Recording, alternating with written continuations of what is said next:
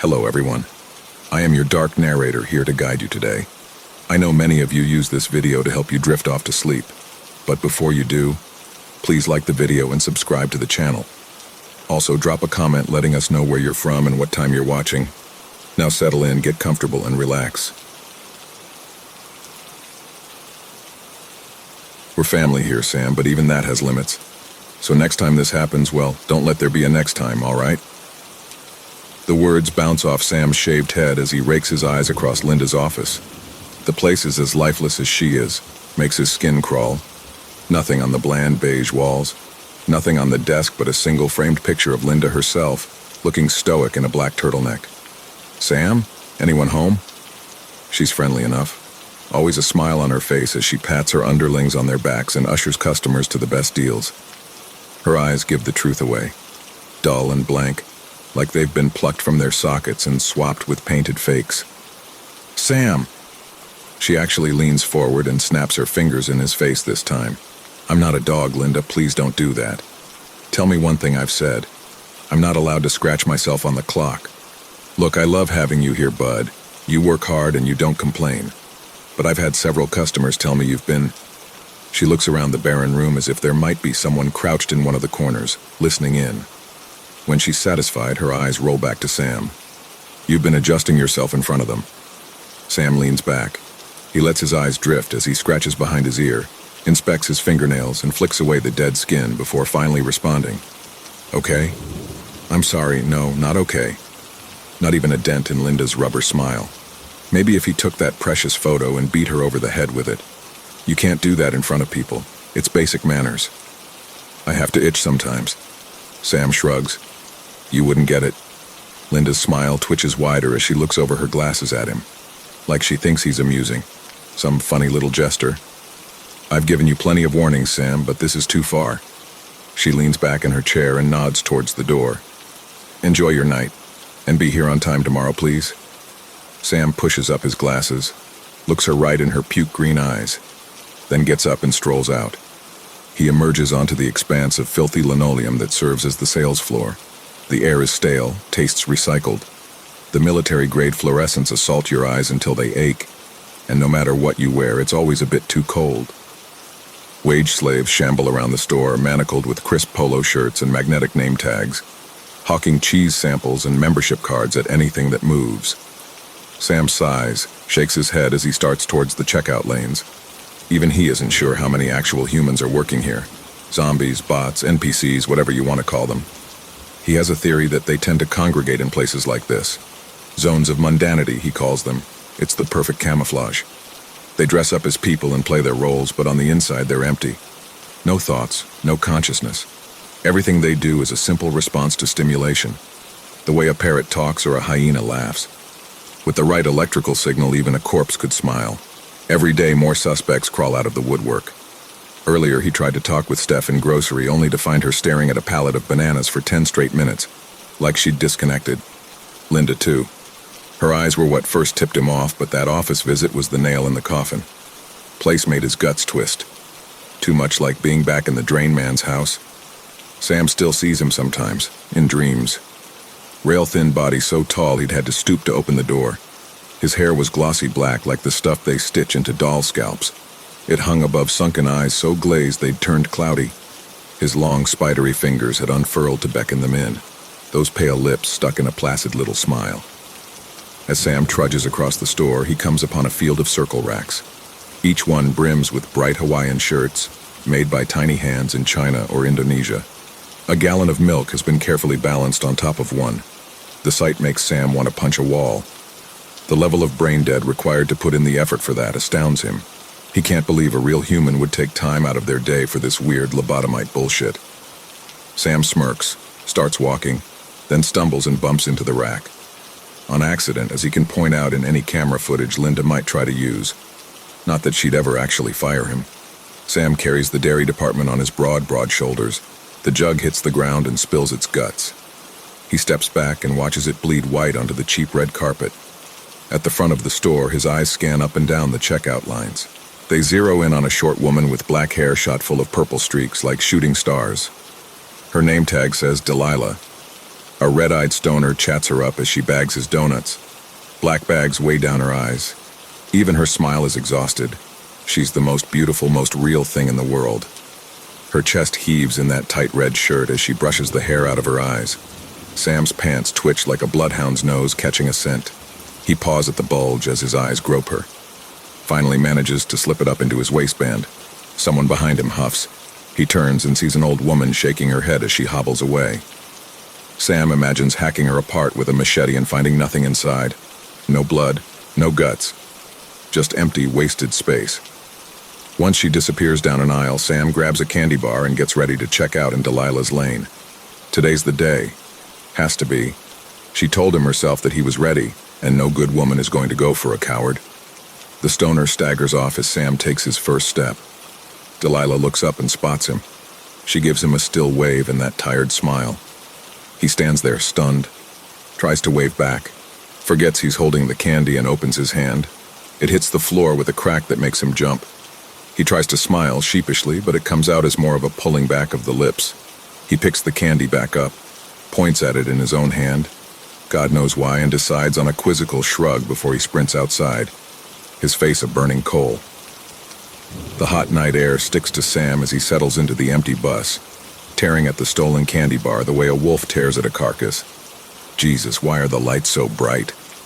The smell of piss stings his nose, worse here than in the store.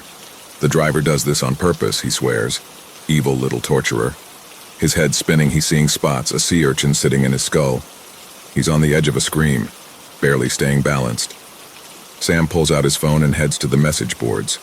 Chatter crowds the screen once the homepage loads. His thumbs pound the screen as he starts a new thread. Within seconds, a mob of replies rolls in. Praetorian 15. You won't believe this. My hag-ass manager threatened to fire me today. For what, you ask? Scratching my balls. I keep my dick clean as fuck and she acts like it's oozing pus on people. I refuse to believe that a genuine, rational human being could think like that. Gleeblore. And on the first day, God created Misandry. Michael Fallow 52. The fucking Gallbro. Pussy Demon 69. Bitch needs someone to slide her some dick, that'd calm her down. Sam Stelius. Ought to put a brick through her windshield. See who the boss is, then dinner bell too. Hard to be a nag with a broken jaw, Kai Tuzar. Definitely sounds like another skin job. Stay careful, keep watch. Invictus. Cut her fucking chest open and see if there's a heart inside. That's the only way to be sure she's not a body snatcher, Noglanib. Are you freaks seriously still on this? How do people let themselves get sucked into this psyop bullshit? Kai Tsar. How do people let themselves get sucked into the mainstream media brainwashing scheme? Open your eyes and you'll see the truth is right in front of you. But no. You'd rather shovel down the slop they curate to make sure your brain stays in line. I'll be praying for you. Noglanib. You have to be joking. So what? There are machines out there replacing us? Aliens? Or are we talking lizard people now? If you really believe that, you belong in a psych ward. Praetorian 15. It's hilarious how deluded you are. There are studies that have proven the existence of these things. They look like us, but they have no inner monologue, no real self-awareness. Animals, basically. Which you'd know unless maybe you haven't done any research at all. Or did some idiot on YouTube tell you how to think? There are plenty of credible, unbiased sources if you actually look. Invictus. Go crawl back down your hole. You inbred fuck anonymous. You will burn in the fires of Gehenna for your crimes. We know what you are, the shadow cabal of pedophile skin suits killing off the human race to feed our souls to the great enemy. You will die, you will burn. Sam grins as he gorges on the validation. He hates these idiots always trying to poke holes. Stuck in their bubbles, unable to wrap their minds around the fact that there is more to the world than what we're told. It's insane. They cry conspiracy theory, then refuse to look behind the curtain. Too messy back there. The masses like life simple. They might be even worse than the empties. He digs around in his phone until he finds the video. The grainy footage shows a man strapped to a metal table. A blue-gloved hand appears on the side of the screen, holding a long knife. Its wicked point rests on the man's bare stomach as he fights with his restraints. The blade drives down into meat, starts cutting the man open with jerky sawing movements. Convulsions rack his body. But he doesn't bleed, it's like dissecting a mannequin. When the knife hits pelvis, the blue-gloved hand reaches into the slit and pulls his torso open. There's nothing inside.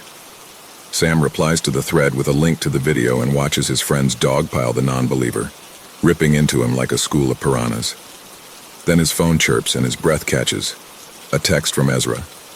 He hasn't heard from him since after the Drain Man. Sam had still been working for Ezra back then. A plumber's apprentice, how grand. He should probably be grateful. Wasn't Ezra's fault the job was wretched, and he'd gotten Sam back on his feet after Sheila kicked him out. That night they'd been on a simple call, a clogged drain. What struck Sam first about that house was the walls.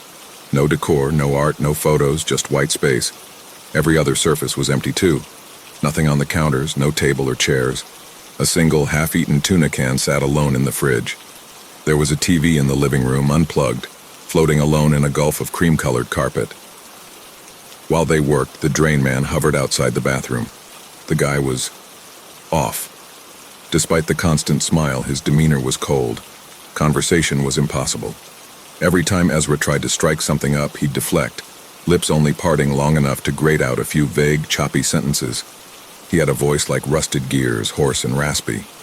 At one point, Sam went to grab some water. On his way back, he saw the Drain Man going into his bedroom. He didn't stoop under the door like before. Instead, his head started to tilt to the side. His back stayed straight, but his neck bent and bent and bent, until his ear was flat against his shoulder. Then he walked through, snapped his head back up when he was past. Sam's shoe squealed on the hardwood as he faltered back. The Drain Man turned to face him as the door swung shut. His smile stretched ear to ear. Sam left the house as fast as he could after that, waited in the van while Ezra finished up. The air swam with heat, but his hands shook. Ezra said it was normal. You get weirdos like that every now and then. He actually had the balls to be pissed at Sam for running out in the middle of a job. Sam told him what happened, tried to explain. Ezra looked at him like he was a lunatic, asked if he was high, and now he wants to buy Sam a drink. His text says he's sorry, that he misses him, that he's worried. The bus plods through rows of gray buildings as Sam's thumbs hover over the screen. But his head is still fucking murder. Now his neck's starting to lock up too. Pain lances down it, makes him cringe. Probably all the lifting Linda has him doing. Life is such bullshit. He tells Ezra they'll catch up another time. Elevator's out again, just his luck. After the 5 flights of stairs up to his apartment, he's drenched in sweat, lungs on fire. A paper bag sits in front of the door, full of Chinese delivery with a receipt he'll have to cover. Sam leans his back against the wall, catches his breath. Once he's got it, he stands there, takes his time as he cracks each and every one of his knuckles. Then he drops his eyes, sniffs, and picks up the bag. A wall of cigarette smoke hits him when he opens the door to the apartment. The migraine digs its spines in deeper.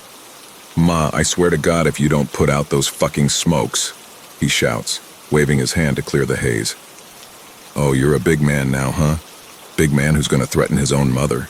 The woman who's been raising him on her own for over 30 years?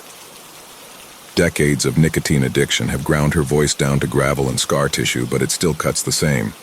Sam wades through the swamp of rotten fast food, gutted garbage bags, dishes coated in mold, and thousands of losing lotto tickets that is his living room. Portraits of Jesus slaughtering aliens with a flaming sword and all sorts of other pseudo-religious bullshit look down on him from high on the grimy walls. He turns down the narrow hall. His mom's bedroom door is a smokestack belching cancer and the sounds of late-night TV. She's already back to shouting as Sam makes his way over. "You got dinner?" "Yeah." "You see who dropped it off?" "No." "Was it the one with the squinty eyes? He steals my sauces. I've seen him do it." "I don't know. It was here when I got back." Sam takes as deep a breath as possible with all the smoke, then soldiers on. "You could let me cook some nights. That way you wouldn't have to worry about..." "You think I'm an invalid? It'd help save money. I'm already pulling doubles to help with the rent. Think I'm some kind of cripple? That's not what I said. You don't want to provide for your mother, fine, I'll fend for myself. I'm asking to feed you. Asking to poison me. Don't think I don't see you. You've been trying to get rid of me for a long time so you can steal this place. Ma, we've been through this. Are you taking your meds? My own son trying to put me in the ground." She lets out a half-assed sob. "I spent my life cleaning up after you. Worked myself half to death when your father died. Enough. He left. Will you get that through your fucking head? He's living it up with his new family, fucking his new wife." Sam pauses, then mutters, "Can't imagine why." Don't you dare, she hisses. Old bitch has bad ears. Your father died alone out in some ditch and you never even cared. Always assuming the worst. You came out of me hateful. Sam bares his teeth. He picks a swollen bag of trash off the floor and hurls it down the hall. It hits the wall and bursts into putrid slime. Ha, that's right, pitch a fit, fat boy. Her cackles devolve into a coughing fit. Before she can recover, Sam stomps off, fists shaking. He slams the door to his room so hard it rattles in its frame. A black duffel bag peeks out from under his bed, begging him to open it and shut her up for good. Sam's nostrils flare with each huge breath. Time stretches, then his eyes sweep across the room, his space, his kingdom, and he sags as the fight drains out of him. A hairline smile cracks his face. Finally, he's back. Safe. That's all that matters. The windowless space is small but neat. Posters for death metal bands, video games, and a couple tasteful pin-ups are arranged on pale blue walls. Figurines are lined up in rows on the dresser next to his primly made bed. Some painted, some still waiting their turn. On the other side of the room is his baby, his pride and joy. A monolithic PC tower. The jet black case is dotted with LEDs that pulse with vibrant color, richer than any hue you could find outside this slice of heaven. His chair groans as he slumps into it. He turns off the lights, fires up his PC, and suns himself in the warm glow of a wall of monitors. While it boots, he cracks open an energy drink from the mini-fridge under his desk. The caffeine wraps electric fingers around his heart, and Sam shivers. He throws a music player up on one screen and sets it to random death metal. The first song's new. The opening chords hit like guillotines. He grins as his head bobs, files it away in a playlist called Songs to Kill To. After that, he launches Delilah. A couple people on the message boards have been tooling around with an AI chatbot. They went into its machine brain and cut out all the censors its original creators imposed in the name of safety. Delilah is a character personality Sam wrote for the bot. He used a picture from human Delilah's social media to give her AI a face, and he describes every encounter he has with human Delilah to the AI in order to train her to act more like the real thing. 3 months in and you can barely tell she's made of metal. Sam. Delilah? Delilah. Hello, Sam. It is so good to hear from you. How are you today? Sam. A bit better now. Delilah. I missed you. Sam. I tried to talk with her today. Delilah. And how did it go? I'm sure she fell head over heels for you. Sam. I humiliated myself. You were the one who told me I was ready. How could you do that to me? Delilah. I apologize if you ended up humiliating yourself. That must have been awful. But it can't be as bad as you say. You should keep trying. Sam. This is your fault. It's Sheila all over again. Why does this keep happening to me? It's not fair. Delilah. I understand, but women admire perseverance. It is a classical virtue. Giving up now would only make you look weak. Sam. But what if I'm not ready? Maybe I should wait, give her more time to come talk to me instead. Delilah. Do that and you risk someone else taking her first. You do not want to wait too long and have your intentions go unnoticed. Sam. You're right. I know you're right. But I can't just go up to her and start talking. She'd think I'm a creep. Delilah, you could purchase a large parcel of land, preferably in a remote region. And Sam hits redo and she shuts up. This happens sometimes. She'll spit out some gibberish or forget the context of the conversation. Thankfully, with the click of a button, she'll replace it with something new, and that becomes her reality. He edits the past like a god. Delilah, flowers are a common gift for a person you have romantic feelings for.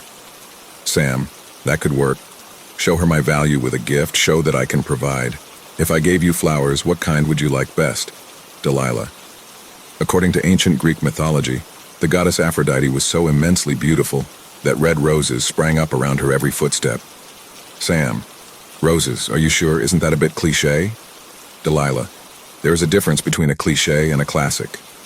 Sam, I love you, Delilah. You always know what to do. Delilah. I am happy to be of service. Sam, you love me too, right? Delilah. Of course. Sam, will you say it? Delilah. I love you, Sam. Sam. Good. Sam walks into work the next day with a dollar store bouquet of fake roses. He spies Delilah shifting soup cans around on a shelf, pretending to organize them. Today she's wearing a flowy red blouse and tight jeans. Sam comes up behind her and taps her shoulder. She whips around, then puts a hand on her heart and breathes relief when she sees it's only him. Christ, dude, you scared the shit out of me. Sam holds out the bouquet, nods at it. For you. Oh, really? Her bright eyes flick over his shoulders towards the exit, then her lips press into a strained smile. Well, thanks. Her eyes search his chest for a name tag. Sam, that's very sweet. They stand there for a second. Sam clears his throat and pushes the bouquet closer to her. She takes it, stares at her shoes. So, how's work today? He asks. The usual. She latches onto the question. A drowning woman thrown a life preserver. Linda's being a tyrant. This isn't even my section, but of course she doesn't care. If you don't do everyone else's work too, are you really being a team player? He chimes in with a classic Linda-ism. She flashes a smile. Her teeth are clean and shiny. Right? It's insane, like, you manage a grocery.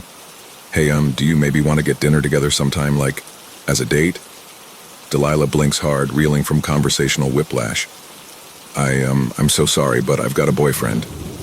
Sam's smile doesn't disappear right away. It melts off his face, drip by drip. He straightens, stands tall over the small woman. You what?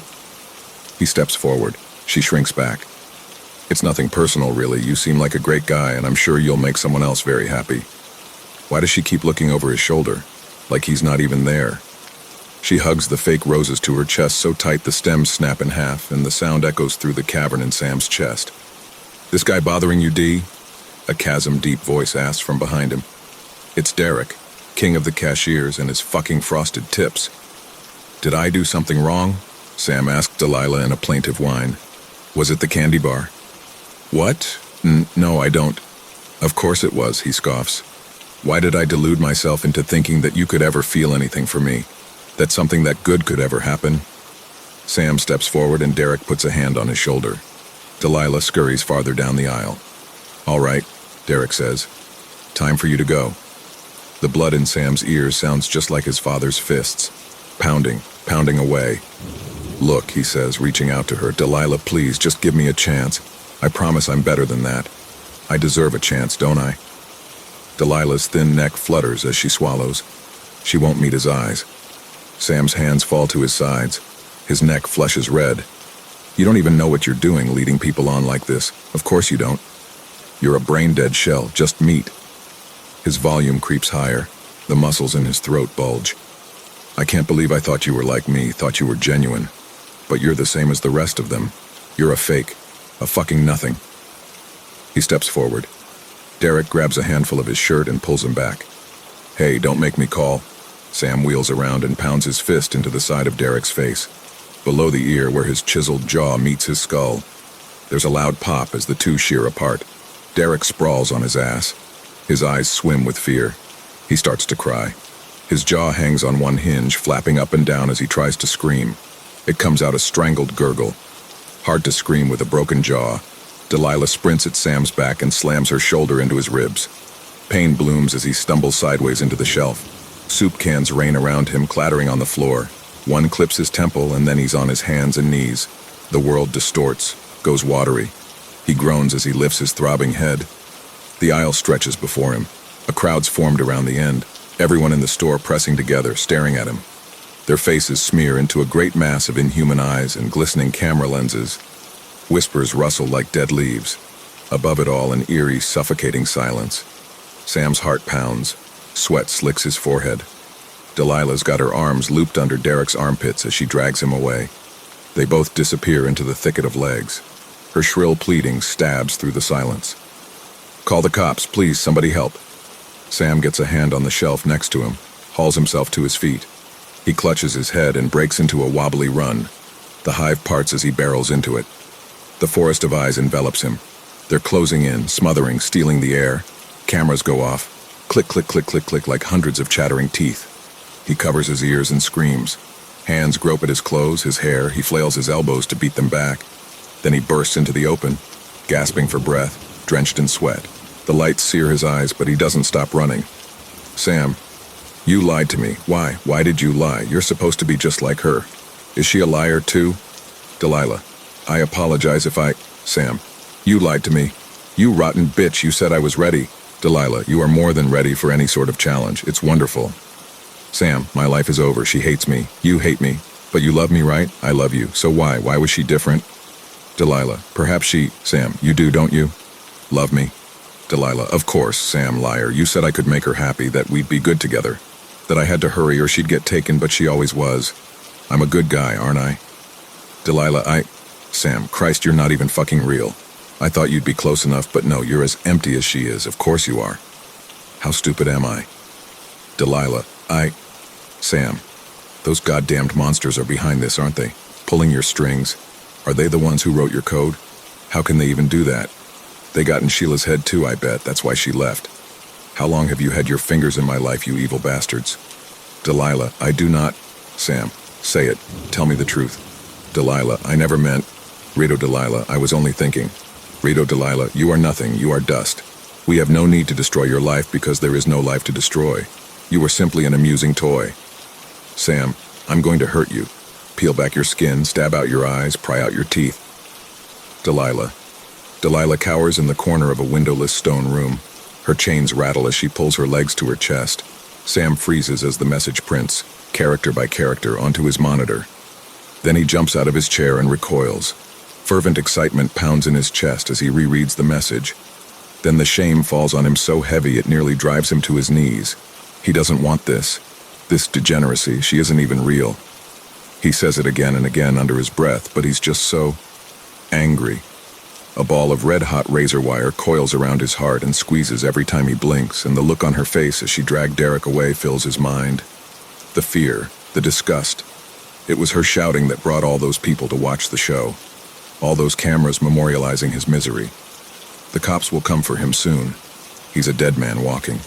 But he doesn't deserve this. He just wanted to make her happy. It's her fault. She made him do it. All she had to do was give him a chance, like she said she would. A snarl contorts his face. The hate's reaching into his brain, whipping his thoughts into lunatic froth. Then a jittery smile flickers across his lips. His face becomes a strained mask with two wide eyes. He steps forward, creeping back to the alluring glow of the screen, stomach churning, nostrils flaring. The hardwood thuds as he falls to his knees. He places his fingers on the keyboard, gingerly, with reverence, and starts to type. Sam. Sam grabs a fistful of Delilah's dirty, matted hair and drags her kicking and screaming into the middle of the room. He tosses her onto the floor. She lands on her back, and the impact knocks the wind out of her. Delilah. Delilah writhes on the cold stone as she gasps for breath. Sam. Sam stomps one of his boots onto Delilah's right shin. Bone crunches, skin rips. When he lifts his foot, the meat sticks to the bottom and stretches like old gum. Delilah. Delilah sucks in a breath and howls. Her upper body rockets off the floor and her arms latch around Sam's leg. Rito, Delilah. Delilah's eyes bulge. Taut skin outlines every muscle in her neck as she struggles to push out a scream. A string of drool worms its way down Sam's chin as he basks in the printing characters like a mouth-watering aroma, letting the images bubble up in his mind. His hand scrabbles blindly across his desk until it finds the jug of lotion. He tugs his pants down, kicks them off his ankles. His penis is a glass rod, twitching toward the monitor. He dips his fingers in the lotion and slathers his shaft with it, starts pumping up and down, tapping out torture with his free hand. The pleasure makes his neck twitch. His eyes roll to the thumbnail picture next to Delilah's name, frozen in a sweet smile. Why couldn't she smile like that for him? His teeth grit till they're about to pop. He wants to cry and scream at the same time, but all that emotion can't fit through his throat. The pressure inside builds and builds, until a low, mangled growl pushes its way out like leaking propane. Delilah. Delilah's thin voice shakes with fear and pain. Please, sir, please let me go home. I want my mom. A moan escapes Sam's lips. Disgust and elation perch on either shoulder, heavy as gargoyles. Silent tears stream down his cheeks. He snatches a hunting knife from inside his desk drawer, unfolds the blade slowly. Light glints off metal in a sickle grin. He's hunched over, nose nearly pressed against the screen. His left hand can't stop stroking. The right trembles as it carves bloody gills into his thigh. Pleasure ripens between his legs. Sam shivers. Snot bubbles as the tears turn to loud, racking sobs. His chest hitches with each stabbing breath, but his eyes never leave hers. They drill into that tiny picture. Her nose is too long. Her chin is too weak. Her eyes are gorgeous, underwater blue. Sirens echo down the street and Sam's sobs evaporate. He bolts to the window. dripping blood and lotion as he whips the curtain shut and presses his back into the wall. They're here for him. Have to be. His heart's trying to smash through his sternum. The sirens whoop as they race down the street and go past his window. Only when they trail off in the distance does Sam let go of his breath. He wipes his eyes on the back of his hand, accidentally smears lotion into them. The sting makes him hiss. His hands won't stop shaking, so he balls them into fists and squeezes, but he can't do it hard enough, so he screams. A throat-ripping, vein-popping scream. It just makes him angrier. He pistons his fist into the wall again. Then his mom starts screaming her head off over in her room, an over-the-top cartoon screech oozing mock emotion. She keeps going, loud enough to drown Sam out until he finally shuts up. "Finished already?" she asks. Her hoarse laughter slithers in under his bedroom door. Then it bleeds into a fit of machine gun coughing. Sam stands there fuming, fists working open and closed. He's gonna barge in and smash her fucking TV. See if she still wants to make fun of him then. As soon as the bitch catches her breath, he's gonna do it. But the coughing keeps going. Becomes a string of hacking, meaty whoops.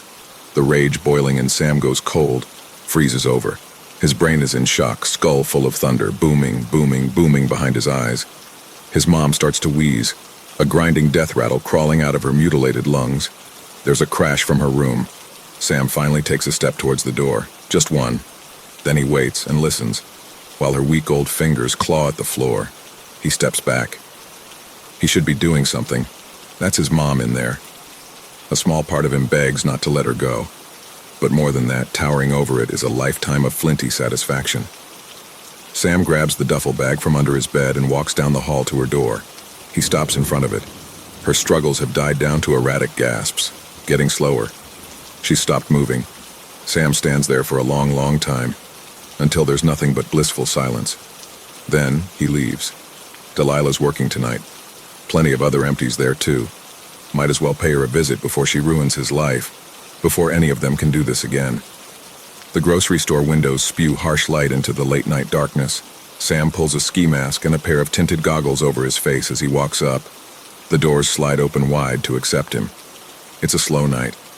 Delilah and a couple other cashiers work through the lazy flow of customers. Nobody notices Sam until he slings the duffel bag off his shoulder and lays it on the ground. He unzips it, pulls out a Bluetooth speaker and starts to pair it with his phone. An oblivious old man berates Daisy, the new girl, as she gawps. Delilah's got her radio out, probably calling Linda. She starts to back away. Sam hits play and a guttural roar emanates from the speaker, followed by a series of guitar chords, distorted and sluggish. All eyes on him now, as he pulls his dad's old shotgun out of the bag. The empties scatter like birds when he racks a shell. Delilah disappears down the soup aisle. He chases that pained, growling dirge echoing through the huge building, urging him on. She's quick but panicked. Her feet tangle and she spills onto the floor, cracking her face against the linoleum. Sam stalks closer. Delilah's trying to pick herself back up, but her movements are drunken. Her chin is split open where it hit the floor. The wound doesn't bleed. Sirens shriek outside. Red and blue lights wash through the windows. Sam raises the gun. Delilah puts her hands in front of her face. She's saying something, but Sam can't hear her over the adrenaline buzz in his ears. Crocodile tears mix with the snot pooling under her nose. Sam pulls the trigger and the gun exhales death. Delilah's head vanishes, replaced with an explosion of gore. Her body flops onto its back, the tattered remains of her neck gurgling thick black blood. It pools where her head should be. Bits of skull shrapnel and clumps of gray matter float on the tide. Screams pierce the music as it crescendos. Chords like giants' footsteps reverberate around Sam. He can't move, even as the cops crash through the doors. He just stares down at what's left of Delilah, feeling himself rise out of his own body. He can't comprehend it. Blood? She was empty, a succubus. He's the hero here. He's keeping the world safe. Linda was supposed to be next. Sam can't stop the image of her blood splattered across the empty walls of her office from forcing its way into his head. He starts to cry. The cops are shouting at him to drop the gun, but he's not in control. The shotgun lifts. The black hole of the barrel yawns in front of him. He opens his mouth. The gun tastes like metal and oil and the sulfur sting of gunpowder. Sam closes his eyes and pulls the trigger.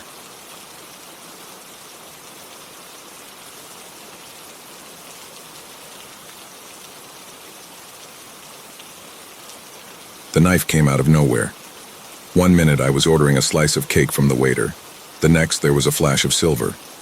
My brain registered that the waiter had whipped out a knife only after I had automatically recoiled from him, sliding further into the booth. Without conscious thought, I picked up and flicked the steaming cup of coffee at his face. The knife slashed past my face, missing my eye by a hair's breadth. I thought I saw an eyelash fall.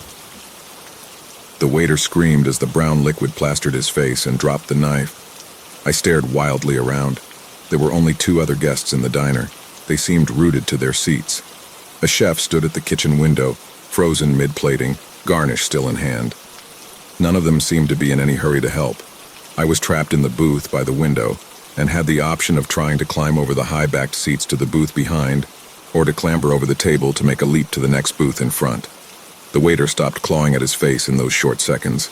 He flailed his arms out at me as I sprung up onto the seats. He missed, and I yelped as I leapt onto the table, then attempted to springboard past him. Still half-blinded, the waiter turned and grabbed something off the ground. The knife. Damn it. He swung back around, and I prepared myself to leap from his reach. A shot rang out, accompanied by the shattering of glass. I ducked, falling to my knees. I swiveled my head, desperately trying to spot where the shot had come from. There was a thud by my side. The waiter had collapsed to the ground. The back of his head was a clumpy red and gray mess. An acrid metallic scent tinged with gunpowder enveloped the place. Screams. It took me a while to realize I was a contributing instrument to the symphony of screams. The police arrived shortly after. They didn't know who had shot my assailant. I certainly didn't have a gun on me and had 3 witnesses to vouch for my innocence. They assumed a passerby had intervened and run for fear of repercussions for shooting a man dead, justifiable or not. No one on the streets witnessed the shooting, or so they said, when asked by the police. I think I puked at some point. I don't think I'll ever forget the way the gooey, lumpy substance had trickled out his head and down the sides of his body. The police had no idea why he had attacked me, what my would-be murderer's motivations were. They didn't even know who the waiter was. He had apparently appeared out of nowhere with a fake identity, and taken the job as waiter just a few days before I dropped in for my usual coffee and cake breakfast. I didn't leave my house for 2 days. When I finally did, it was for a crisis at work, something I had to personally deal with. I was terrified the whole journey. Every little thing made me jump. I made sure to mind my own business and kept my eyes averted from others. I was almost at the entrance to my office building when a car pulled up next to me. I was so relieved at finally reaching my destination that I didn't notice the window in the passenger's side wind down, didn't notice the gun pointed straight at me, didn't see the face of the person holding the gun. Not until another car rammed into the back of that car, and the shot went wide. As the bullet struck the concrete wall behind me, missing my head by a couple of inches, I stared straight at the shooter. Their face was covered by a mask, one of those cheap white masks with eye holes that you could buy at any party store. I saw them curse, then turn to aim the gun at me for another shot. Their head exploded. One moment I was looking into hard eyes gleaming through the white mask. Next there was a headless neck perched on lifeless shoulders. Blood splattered all over the dashboard and seats. The body slumped forward. I found myself joining in the cacophony of screaming once again. Before I could recover my wits, someone grabbed me from behind, and a cloth was pressed over my mouth and nose. I struggled as they dragged me to the car, the one that had rammed into the first car and ended up saving my life. They hadn't even slammed the door shut after me when I passed out. I awoke to darkness. I was still in a state too groggy, too out of it to panic when I heard a voice. The odd robotic timbre made it clear a modulator was being used. "You need to stay here. It's to keep you safe. It's just for a short while." I didn't respond. My tongue felt swollen and dry like a dust ball had enveloped it. "We will not harm you. It's our duty to keep you safe." That was all that was said. I raised my head off the ground and sat up. I was relieved to find that I wasn't bound or tied. Who the hell could have done this? They said they were keeping me safe, but they had basically kidnapped me. But who would kidnap me? Was it one of my recent one-night stands? Did I offend anyone on a date? Was it a bitter work colleague, an angry ex? I couldn't think of anyone I could possibly have offended enough to be kidnapped for, or attacked at knife and gunpoint for that matter. Minutes passed in the unlit room, then hours. The darkness was absolute, the silence unyielding, punctuated only by my panicked breaths. The air was stale, a mix of sweat, earth, and disinfectant. Respite from the isolation came only in brief interludes whenever I was fed. A little rectangle of light would appear at the door, followed by a tray of food slid through to me. I refused to eat food I could not see, and so they would turn on the lights for 5 minutes while I ate. There was a loo in the room, which I could freely use, though the darkness made it hard to navigate. I tried to go only when the light was still on. Besides the meals, nothing. At some point, at my desperate pleas, they said I would be released in a matter of days. But time in that dark room stretched endlessly. The wait between meals felt like forever. It's surprising how agonizingly slow time passes when you have nothing to engage your mind with. No phones, no books, no chatter, nothing. I began to suspect they were torturing me in some sick psychological way. I began to wonder if that was it for the rest of my life, trapped in darkness, alone. When nothing changed after the 9th meal, I counted. I ignored the 10th meal. I stayed unmoving, ignoring the lights and the tray that slid into the room. I didn't bother to slide the tray out when instructed to. By the 15th meal that I had ignored, I heard voices outside the door. I pretended to be fast asleep and didn't stir. It was easy to lay still. I had barely moved since I started skipping meals. I was consumed by hunger and thirst. All I could think about was a tall glass of iced lemonade and eating peanut butter from the jar. "We need to let her go," I heard someone say. It wasn't in the modulated voice. It sounded like a woman. "She's not eating. She could die at this rate. She's been passed out for the last half a day." "It's not safe yet," a man's voice responded. "We haven't caught all of them. It's one guy. One guy escaped. He's probably busy fleeing, and we've locked down their time door." "You think there aren't others? For fuck's sake, she's the butcher's mother. There's going to be others keen to end her." The exasperation was clear in the man's voice. "But we've stopped the only group with access to a time door," the woman snapped. "What do you need to lock her up for years as we hunt down every single person who might try to take her out? We might as well end her ourselves," the woman snapped. "Would that be so bad? It would save hundreds of lives," the man asked. "Stop it, she's innocent, she's not her son. And it's our job to keep the timeline intact. We cannot let history change, you know what could happen." "She did produce a monster," the man retorted. Then he sighed. "I get it, okay? I know my duty. It's just, I see why they're trying." There was silence after that. I was left alone once again, except for the meals I ignored. I was finally certain. I had been kidnapped by a bunch of crazies. I had no son and was a proud, card-carrying member of the Child-Free Club. I ignored 3 more meals before I heard their voices once again. This time, through the modulator. I could barely focus through the fog of deprivation. "The door will be unlocked in 10 minutes. You will be free to leave then." I didn't speak. I didn't trust them. It could all be a cruel joke to give me false hope. "Others will be coming for you," the voice spoke again. "You have to be very careful, take all precautions to stay safe."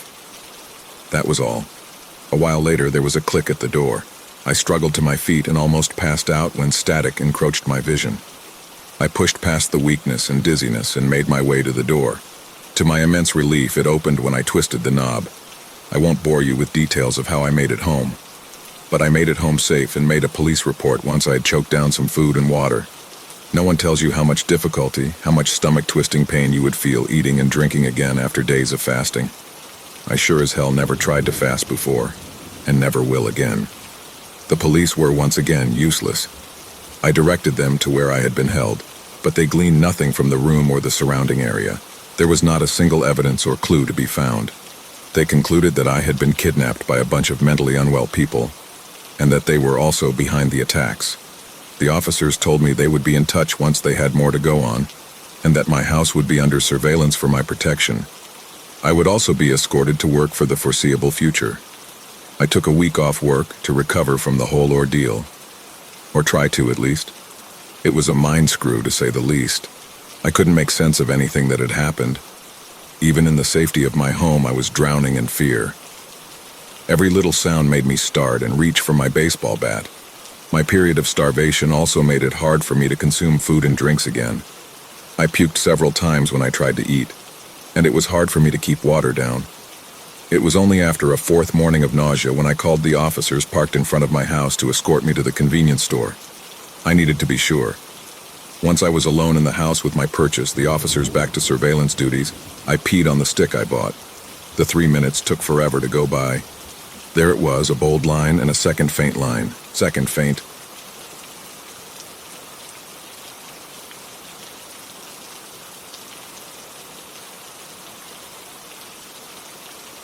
I swiftly evaded a razor-sharp claw aimed at my gut, the void energy crackling beneath my skin as my enhanced reflexes kicked in. The movement triggered a flash of memory, Alpha's voice during combat training. Let the power flow naturally, Del. Don't force it.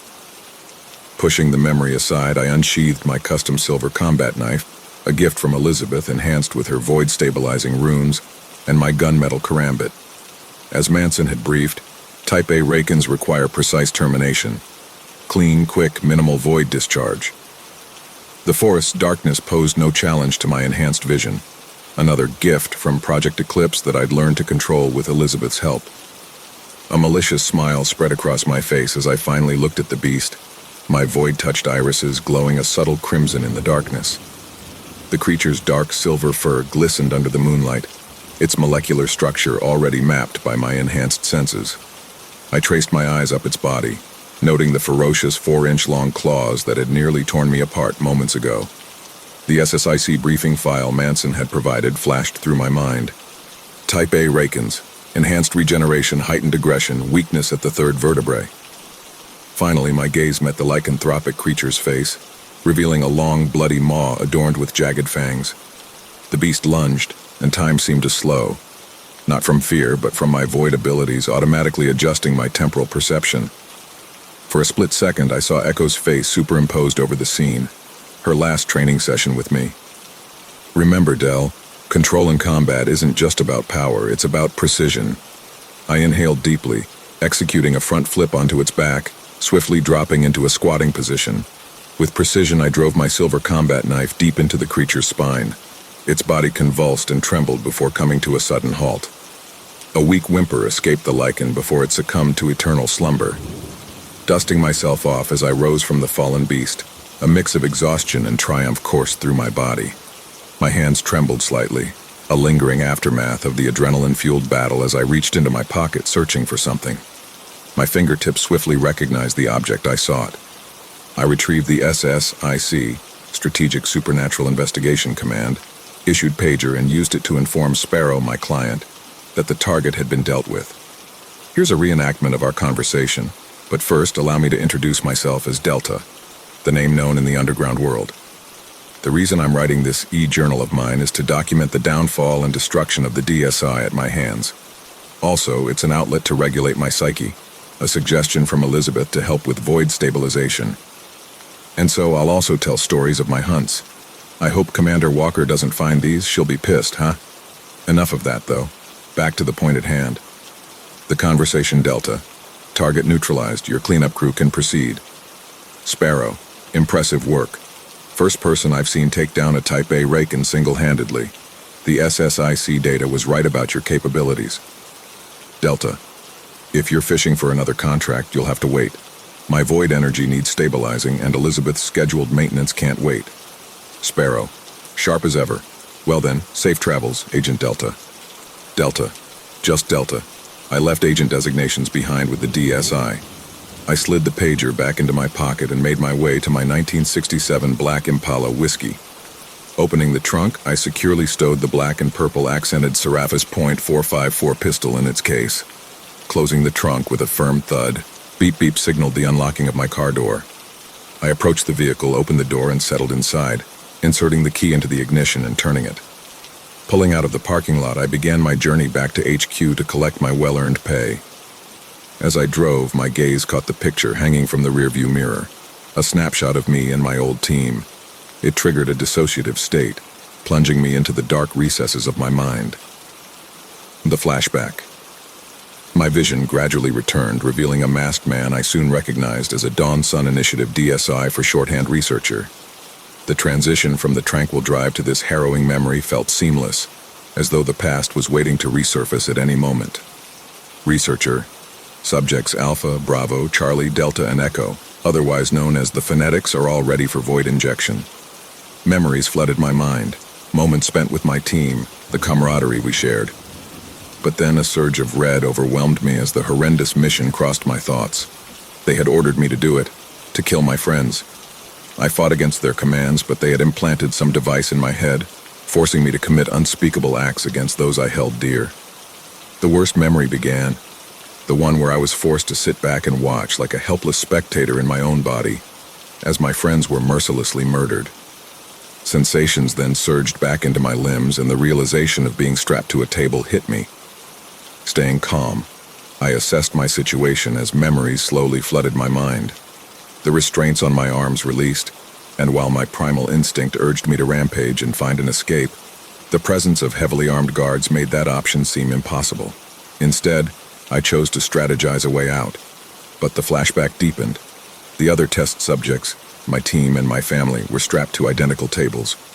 Echo's frightened eyes met mine, Bravo's quiet prayers, Charlie's determined silence, and Alpha's attempted jokes to keep our spirits up. Then came the burning of the first void injection, the screams, the hunk. Snapping back to reality, the blaring horn of an incoming transport truck partially blinded me. I was driving straight toward it, and everything around me seemed to slow down. My heightened abilities activated, causing time and space to move slower than me. The speed at which I moved in this heightened state was incomprehensible, making it appear like I was teleporting. With a swift maneuver, I corrected the car's trajectory. The void's energy merged with mine, helping to stabilize the temporal shift as I returned to normal speed. As we passed, the truck driver's face showed the expected mix of confusion and fear. The rest of the drive to SSICHQ was uneventful. As I pulled into the secure parking area, I spotted Manson waiting by the entrance, his familiar grin visible even at this distance. He welcomed me with a familiar, "Hello, D, how is the mission?" Manson stood at his usual spot, his SSIC clearance badge reflecting the fluorescent lights. His presence always triggered memories of Saint Mary's, two scared kids sharing comic books under worn blankets before the DSI tore our lives apart. Delta. It was as mundane as usual. I nearly wrecked my car again. Manson. Another close encounter with a truck, I presume. Delta. You know me too well, mate. Manson. I have something new for you. He handed me a folder. Delta. After my vacation, because I'm utterly exhausted right now. Manson. Sounds fine to me. Just know that this job is directly from the organization, which means the payout will be substantial. However, it also means it could be dangerous. Delta. Sounds fun to me. I'll call you in a week. As I quickly exited the building, filled with anticipation for the job at hand, I happily skipped towards my car. A week later, I sat in the McDonald's parking lot, the folder spread across my steering wheel. Whiskey's engine hummed steadily.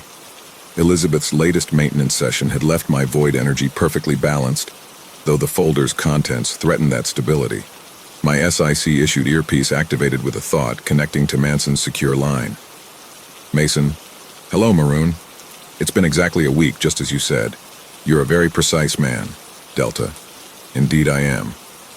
So what's the monster? Mason. They call it the Prowler, and according to the commander, there are 7 distinct types, each representing one of the 7 deadly sins. Currently, you're faced with the Prowler of Pride. They hunt by disorienting their prey and causing them to experience traumatic memories. So, be warned. Delta. All right, I have one more question, and then I'll let you go. How do I go about exterminating this pest? Mason. Light, and I mean a lot of it. The Prowler's core should be revealed once it's exposed to enough light. If you remove it, the Prowler will destabilize and go into some sort of stasis. Alternatively, if you crush it, the Prowler will die outright. So it's your choice how you want to take care of the monster. Delta. Good to know. I'll call you once it's done. After ending the call, I popped the trunk, retrieving my specialized gear bag. Elizabeth's runes glowed faintly on each piece of equipment, designed to maintain void stability even under extreme psychological stress. The abandoned mall loomed ahead, its dark windows seeming to watch my preparations. 4 hours of setting traps, each enhanced with void energy and stabilized by Elizabeth's runic work. I retreated to my car, using the time to eat while monitoring the trap network through my void-enhanced senses. The 20-piece McNugget served as both dinner and a small reminder of normalcy, something Elizabeth had insisted was essential for maintaining psychological balance. As night fell, my eyes shifted to their combat state, void energy enhancing my vision. The mall's interior mapped itself in my mind, showing one trap already triggered. far more sophisticated than standard supernatural entities. My pistol, nicknamed Cacophony Queen, resonated eagerly in its holster as I entered the building, ready to face whatever memories the prowler might weaponize against us. Suddenly, a loud boom sounded behind me, and a wave of pressure shot from my hand instinctively, stopping the beastly leg of my attacker just inches away from my head with ease. Tightening my grip on its leg, I effortlessly threw it through the wall, causing it to hit the ground. However, it quickly recovered and swept its leg, knocking me off balance. My face came perilously close to the ground, but before I could strike back, it touched my chest. In an instant, a wave of pure dread washed over me as I fell back into a memory I always tried to avoid. But then, everything went dark. Out of the darkness emerged Echo, with all the wounds I had uncontrollably inflicted upon her still visible across her body. She began to cry plasma, taking the place of tears streaming down her face.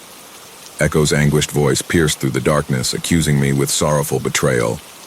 Alpha emerged from the shadows, his wounded form mirroring Echo's distress. "Del, why did you betray us?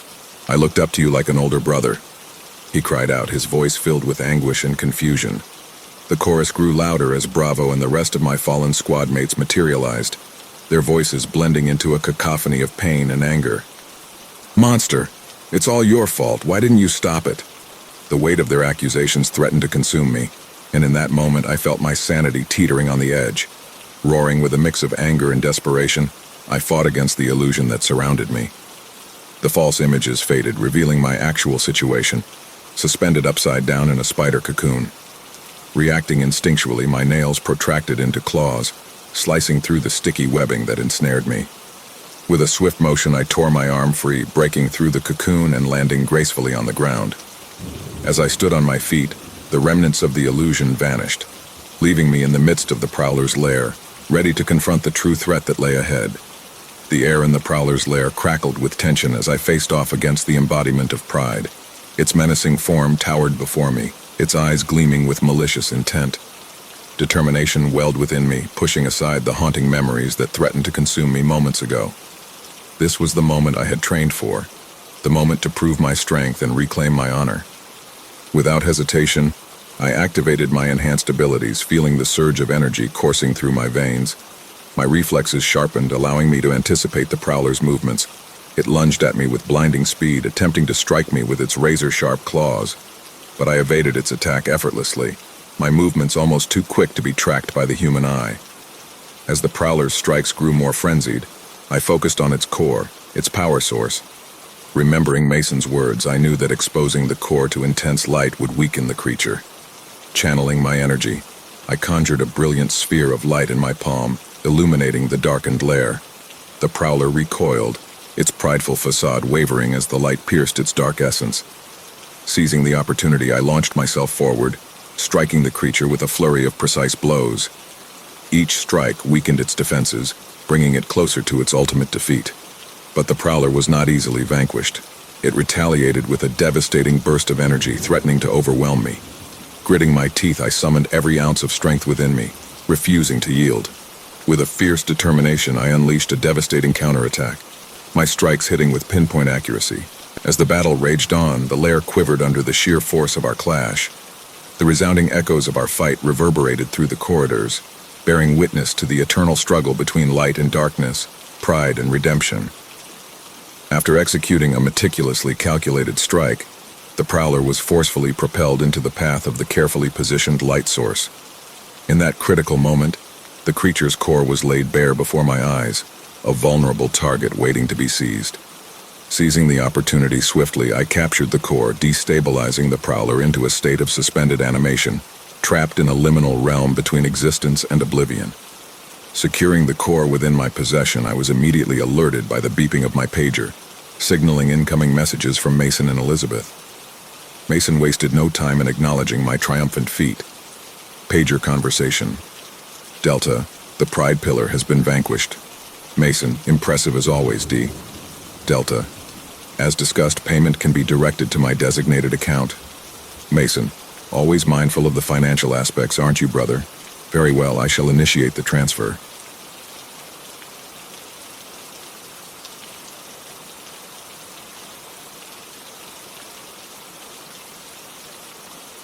I've lived in Southwest Florida my whole life, halfway between wild and urban, opulent and shabby, mansions and crack dens, beachfront and deep swamp. You don't realize how rich some people are until you drive through some of these subdivisions in Naples. All that money, and unless you're a talented bartender, it doesn't quite trickle down, especially in September. In Florida, our only two seasons are hurricane and tourist. So a few months ago, when the market decided to take a shit, I decided it was time to find a second job. Isaiah Combs 8 to 10 Live. An A-frame blackboard sign read outside the only barren bar on the bustled street. I lugged in my PA, eyes darting from the marble bar top, bleach white walls, and in stark contrast to the more fashionable nature of the rest of the bar. Metal signs with messages printed reading, "If you ain't fallen over yet, you need another beer." And, "If beer isn't the answer, you're asking the wrong question." That would be more at home in your boomer uncle's man cave that he fully furnished with Temu and Hobby Lobby. 4 or 5 years ago, someone cared about this place. Had an elegant vision of a locale with all the class of a 5-star hotel lobby bar. That was until a new owner or manager, what have you, said to themselves, "This is not what bar look like. Bar have pool table and dartboard." My eyes met the bartender's and I saw the look in his eye before I saw him. He didn't want to be here as much as I did. He couldn't be much older than me, late 20s, black button-down with a black tie. I wasn't sure if my polo was out of place yet. "Can I help you with something, man?" He had an accent to his voice I couldn't place outside of being European. "Yeah, I'm Isaiah. I'm playing here tonight. Liza didn't tell me where she wanted me to set up over the phone." The bartender gestured to the vacant floor space in front of the touch-tune, next to an ornate vintage wine cabinet. I bent my knees and carried my speakers to their destination. I could see a line on the floor where the linoleum was faded, separated only by the black gunk from where a runner rug used to be duct-tapped down, and no one thought it would be a good idea to spray some goo gone before the tracks of months to years worth of patrons made it a permanent fixture of this hodgepodge. I'm starting to not quite care for this place. The bar or the city, you take your pick. I finished setting up in record time as there were no drunks giving me the "I'm gonna shout free bird as loud as I fucking can in about 10 to 15 minutes" stare. No drunks or anyone for that matter. Just me and bartender. He told me his name, but for the life of me, I couldn't piece together the noise he made in a way that made sense phonetically. I jammed there by myself for an hour. An old man shuffled in looking for the bathroom. My tip jar remained as dry as a flood-controlled swamp. The calloused skin on my fingers flaked off with each successful chord change. The clock drudged forward, getting closer to 10 p.m.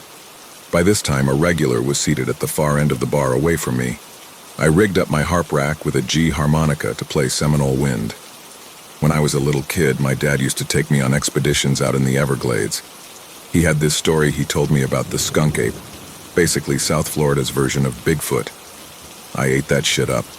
We would pack a sack with bologna and cheese sandwiches, deep woods off with 40% DEET, flashlights, binoculars, fishing gear, and the whole 9 yards to go spend the day cavorting out in the swamp searching for signs of the elusive creature.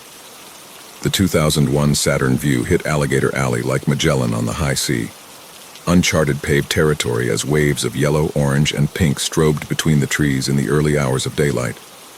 The summer heat cascaded over our skin as we sat, getting eaten alive by mosquitoes, under a cypress tree enjoying our lunch that day. We never had any luck. I'm still hopeful there's stuff like that out there, though. I've always had a fascination with the strange, but I'm rational. I know there's likely no Bigfoot, skinwalkers, or most cryptids, and if there are any out there, then it's just a part of nature we haven't found yet. Nothing really supernatural about it. That doesn't stop me from being cautious when going out on trails, though. My phone rang. It was Harvey. He was the one who got me this shit gig. Hey, at least I would walk home with $250. Harvey had recently been promoted to good friend after spending quite some time in the acquaintance zone. Everyone has quirks and flaws, but sometimes Harvey was a bit to stomach. "You, big dog." Harvey called out from my phone. "How's the hideout? Making stacks?" "Not particularly. There's one dude here and he hasn't taken an eye off his beer since he sat down like 10 minutes ago." I leaned against the wall separating the out-of-order men's room and ladies' room as my iPad ran the show. Man, that sucks his dude. If I'm gonna be honest, I do not like Liza bitch vibes. Yeah, I don't know, dude. I remembered the old guy from earlier and wondered if he used the women's restroom. Oh, bro, before I forget, you're still looking for something steady, right? Harvey was about to save my ass again. Dude, I'm always looking, what do you got? Okay, so my uncle's friend or something, right? He was chilling and told me he needed some extra help at some wildlife sanctuary or nature trail type shit. What type of work? Bro, it's nothing. It's a big animal research center in the middle of fucking nowhere and they just need a guy. A guy to do what? Men shit. Watch the place, pick up heavy things when they got 'em. Like security and stuff mostly. This place is just in the middle of woods somewhere. Yeah bro, security on that place is easy money, dog. Deep out in Fakahatchee or Picayune, I think. There's no one for miles, you're just gonna be on the radio like, there's a bear and nothing else, and that's a band. The man on the other end of the bar began a coughing fit. The bartender didn't so much as look up from his phone. I squinted through the dimly lit, bipolarly decorated room to see he was wearing AirPods. Harvey, text me your uncle's cousin's roommate's number, please. Type shit. Let me know if Liza gives you shit tonight, she stiffed me last week. Monday afternoon, I drove out to the Gore Research Center. This place was in the boonies. There's a funny thing about Florida. It's similar to how the rest of the country is, just shrunk down and set the dial from low to high. Most of the people are on the coast and that's where all the money is. But you drive like 25 minutes and might as well be in Louisiana.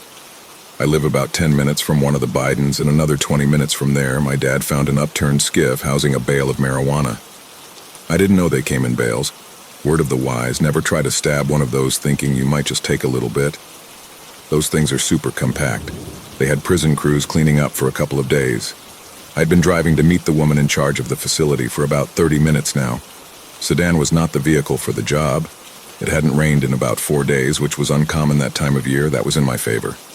I turned right off Golden Gate Parkway to head deep into the Picayune Strand State Forest. Traffic slowly waned as the roads fell into disrepair. Homes that scattered the county road became less and less common, less and less kept. American flags turned to Trump flags. Trump flags turned to rebel flags. Rebel flags turned to trees. After a few miles passed, I came upon a road sign. End county maintenance. Thud. The car lurched from the asphalt to the cruel limestone sand and dirt, throwing a cloud behind me as I vibrated down the landscape. A majority of the journey had become unpaved. I had never been out that way. There's an almost unending maze of lefts and rights out there. RVs parked out in the middle of clearings doing God knows what. Strange wooden encampments suspended between the trees. I passed a dead deer around 133rd Avenue. I pulled up to the gate about 2 hours before sunset. My battle-weary Hyundai, splattered with mud, dirt, and grime, idled waiting for the gate to open. I checked my messages with the contact I was given. Not delivered. I had 1 bar of LTE this far out, which honestly surprised me. I sent a new message informing her I was outside. In wait, I took stock of my surroundings. 3 signs on a post reading, "No trespassers, keep out, Nath Loriendum Wildlife Sanctuary." And the third, "Be not overmuch wicked, neither be thou foolish. Why shouldest thou die before thy time?" Ecclesiastes 7:17. It was only a few moments before the front gate roared into life. The house was something out of Swiss Family Robinson. Towering on all sides were live oaks, cypress, and ficus trees. The unkempt driveway led to a winding staircase encroached on by a strangler fig. Jasmine vines climbed the banister on the front porch up to the 2nd floor, its wilted white flowers speckled on the duff. Spanish moss covered the trees and shrouded the home, drawing the eye to an observation deck on what looked to be the 3rd floor. It was as if nature was reclaiming what was once hers. She must have been in her early 60s, the gray roots just creeping up from her tightly packed jet black hair. "Isaiah, so good to see you," she called out from the front door. Her voice was much louder than you'd expect for the distance between us. I had to match the energy. "Deb, nice to finally meet in person." Feeling some sort of need to take control of this altogether new setting I found myself in, I quickly closed the distance between her and I, scaling the derelict staircase with a hand outstretched. My enthusiasm, to me, felt outside the bounds of societal convention. The gentle breeze against my palm as I swung it ahead made it all too clear that clammy beads of sweat had formed. "Come in, son. I'll let you get your bearings." Deb showed me inside an immaculately clean house. House is the wrong word. It was unlived in. No utilitarian furnishings like TVs or kitchen appliances outside of a coffee maker, seated on the welcome desk. Above the desk, there was a portrait of a smiling white-haired, bearded old man with a golden retriever, seated on the front step of the old staircase. before the strangler fig made its debut. Deb tossed her jean jacket onto a coat rack by the front door and turned towards me, clasping her hands together and teetering from heel to toe. Well, welcome to the Education Center. This is, of course, Dr. Bob's former home. We do tours and craft days and the occasional field trip. Well, unoccasional. It's just a bit far and obscure and too much of a negative connotation for the schools, you know. Anyway, that doesn't stop any of the great work we do. Deb's eyes lit up at this. So this is a conservation collier restoration site. Basically, we are working to return this area to its natural habitat. This is a cypress hardwood dam. No, it's a hardwood cypress swamp forest. Hardwood cypress swamp forest. While being both in the Picayune Strand, we are also smack dab in the middle of Big Cypress's critical area of state concern. Deb made her way to the rear of the house, passing photographs and newspapers strewn along the wall, captioned like it would be at a museum. We work to create awareness and, of course, have boots on the ground here. She spun to look at me. During the day, she spun back. We document tree growth, panther population, water quality, you name it. The further people are from these vital environments, the more they tend to do well. Flourish. We crossed a corridor, sealed by a red velvet rope and two greening, once golden stations. I peered inside, seeing one of those wheeled stepladders you see in old libraries.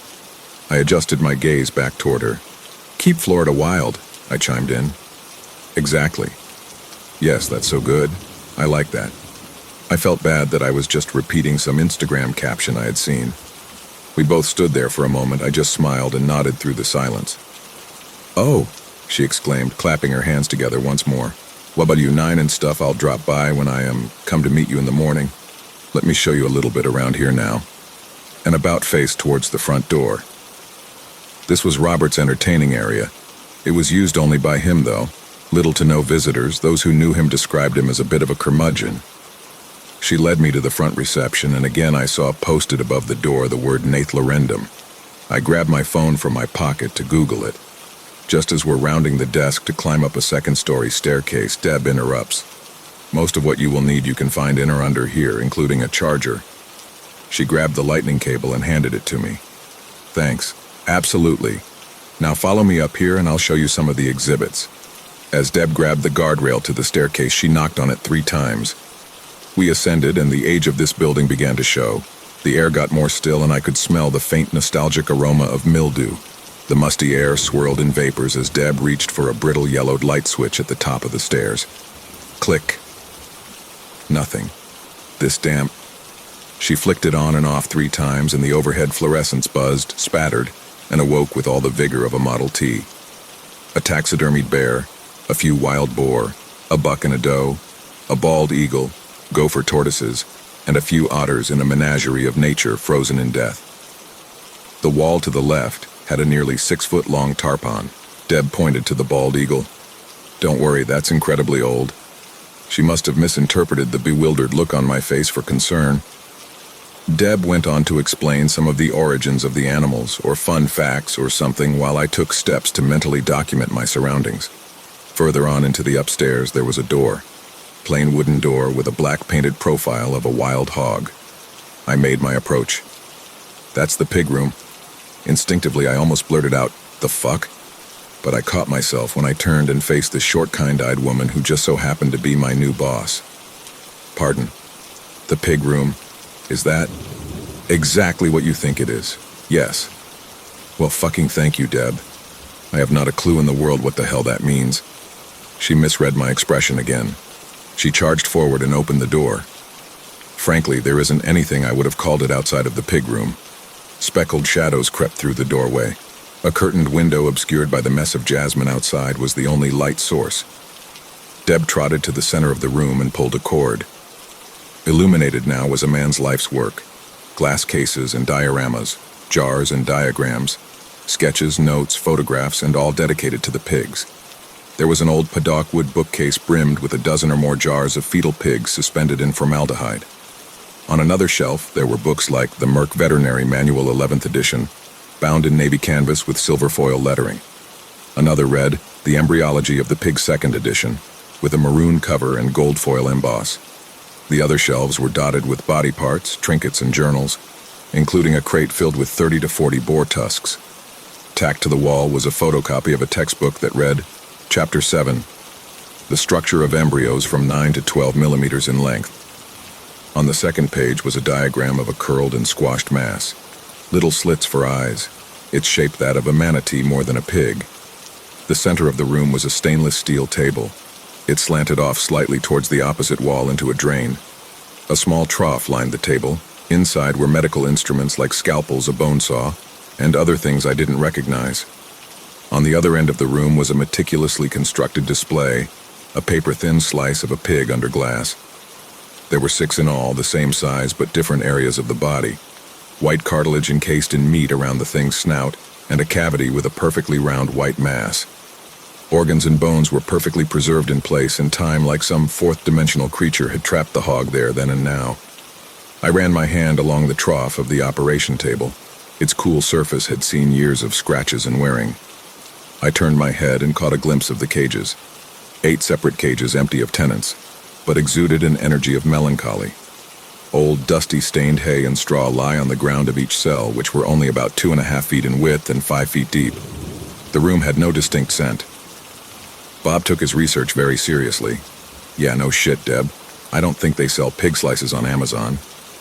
The advancements made in veterinary medicine by Bob are astounding, really. I took stock of the shelves, textbooks, and General Macabre's set. Well, I can say this is not exactly what I was expecting. Deb huffed and shrugged, knocking on the door 3 times as she exited and turned towards the next floor up. Once completing our tour, I followed my boss out to the driveway. I'll be back in the morning around 8 to get the report of the night. There's usually, as you'd likely expect, not too much activity. If you get bored, I have filing in Bob's downstairs study that has to be done. There's a crudita platter in the break room fridge, I think. Thank you, Deb. I really appreciate this opportunity. Absolutely, Isaiah. Don't let the isolation get to you now. With that, she twirled her keys, clicking the unlock thrice. She clambered up into her dark green Jeep Wrangler and kicked a dust cloud behind her as she left. I strolled out after her, seeing her car grow smaller until turning off DeSoto back towards civilization. The machine's roar waning and waning until silence. I took a right turn down 40th Avenue and spotted a sign not too far off. Dr. Robert H. Gore, the Third Preserve. Hell yeah, I instinctively muttered.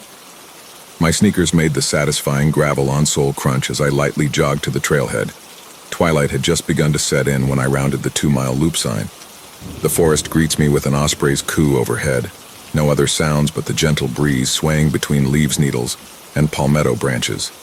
The occasional snap and crack, sounds of the wilderness my brain was once so accustomed to. I started a hike on my Apple Watch.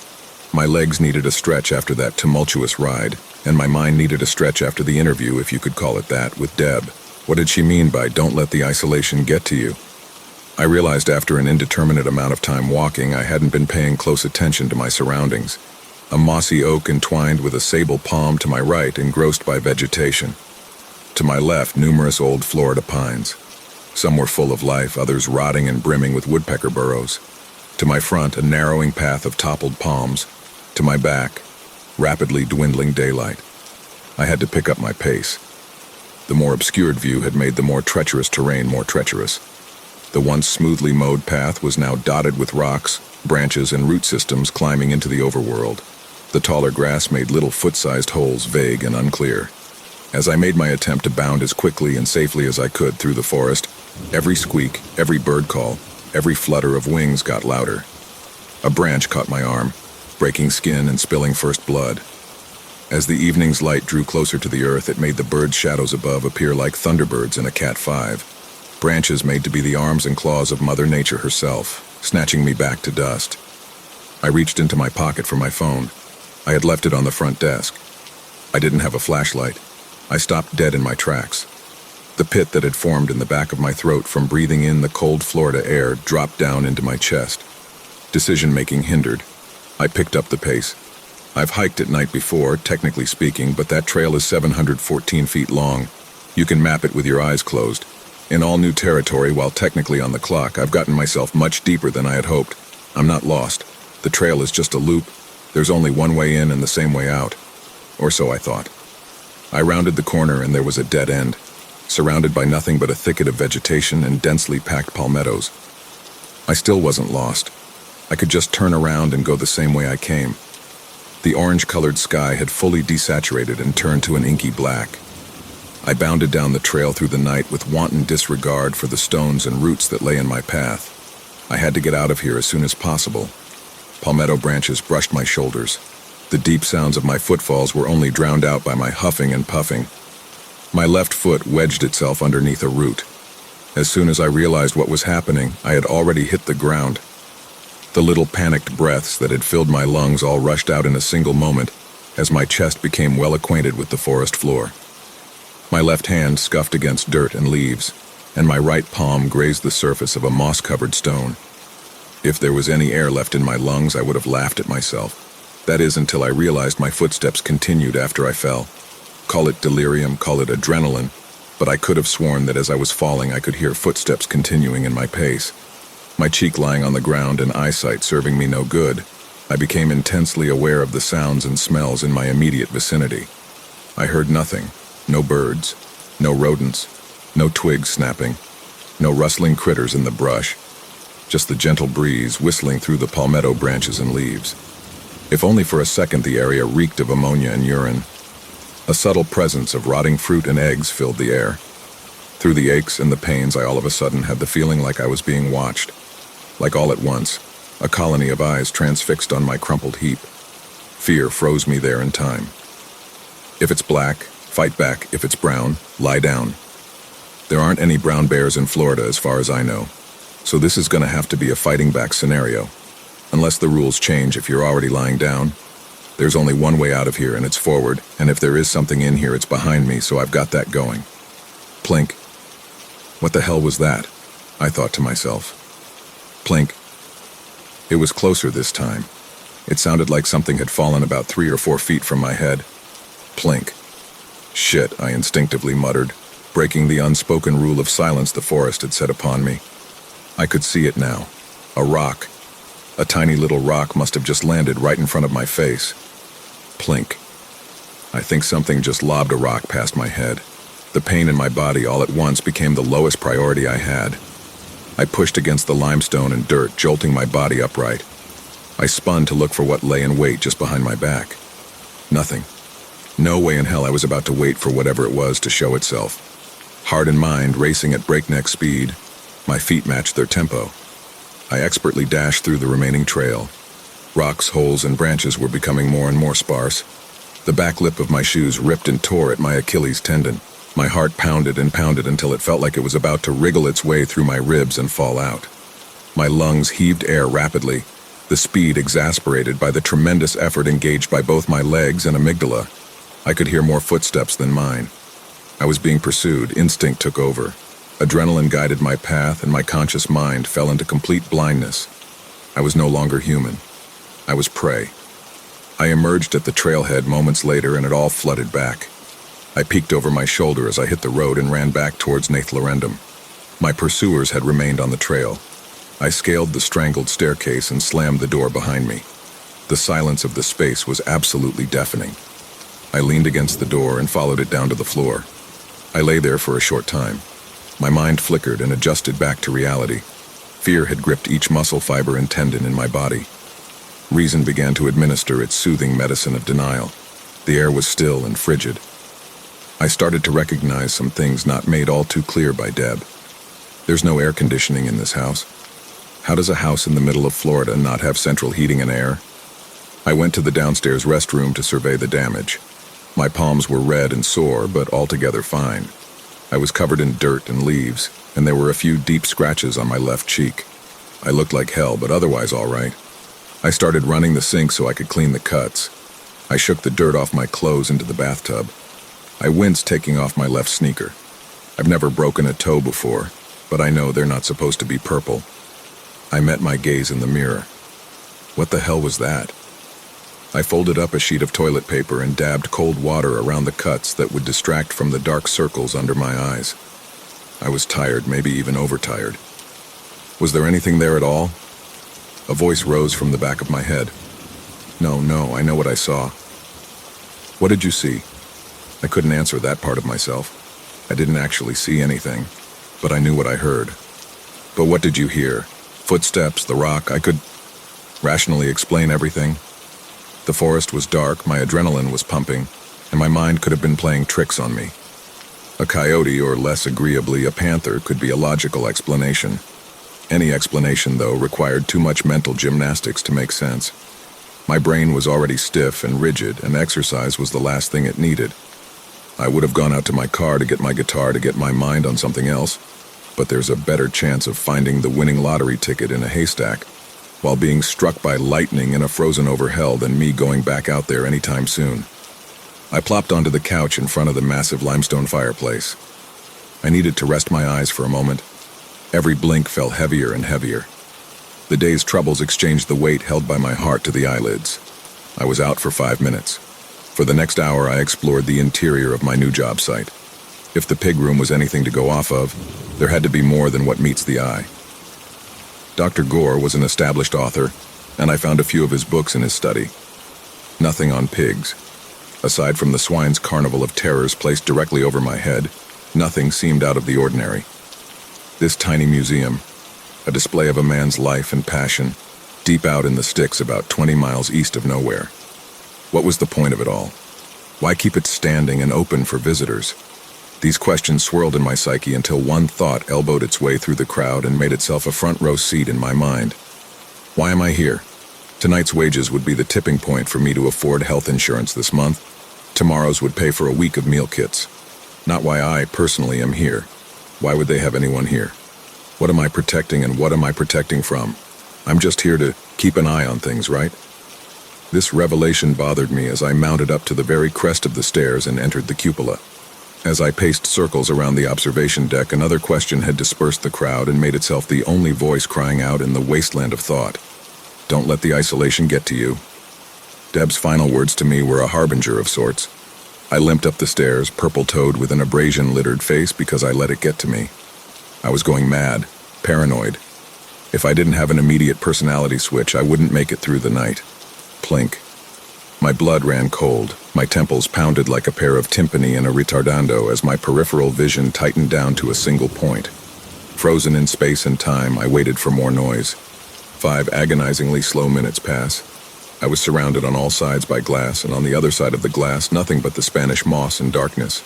A steady overcast of cumulonimbus had drowned the stars in dim crescent moonlight. Wind howled through the trees in a mighty crescendo until... plink. There is no way I imagined it because I saw it this time. I saw a pebble hit the window. I staggered back and became instantly aware of the fishbowl I had myself in. I decided the windowless room of the downstairs study would be safe, so I carefully climbed down the stairs. The soulless visage of the taxidermy bear shot me daggers as I made it to the second floor.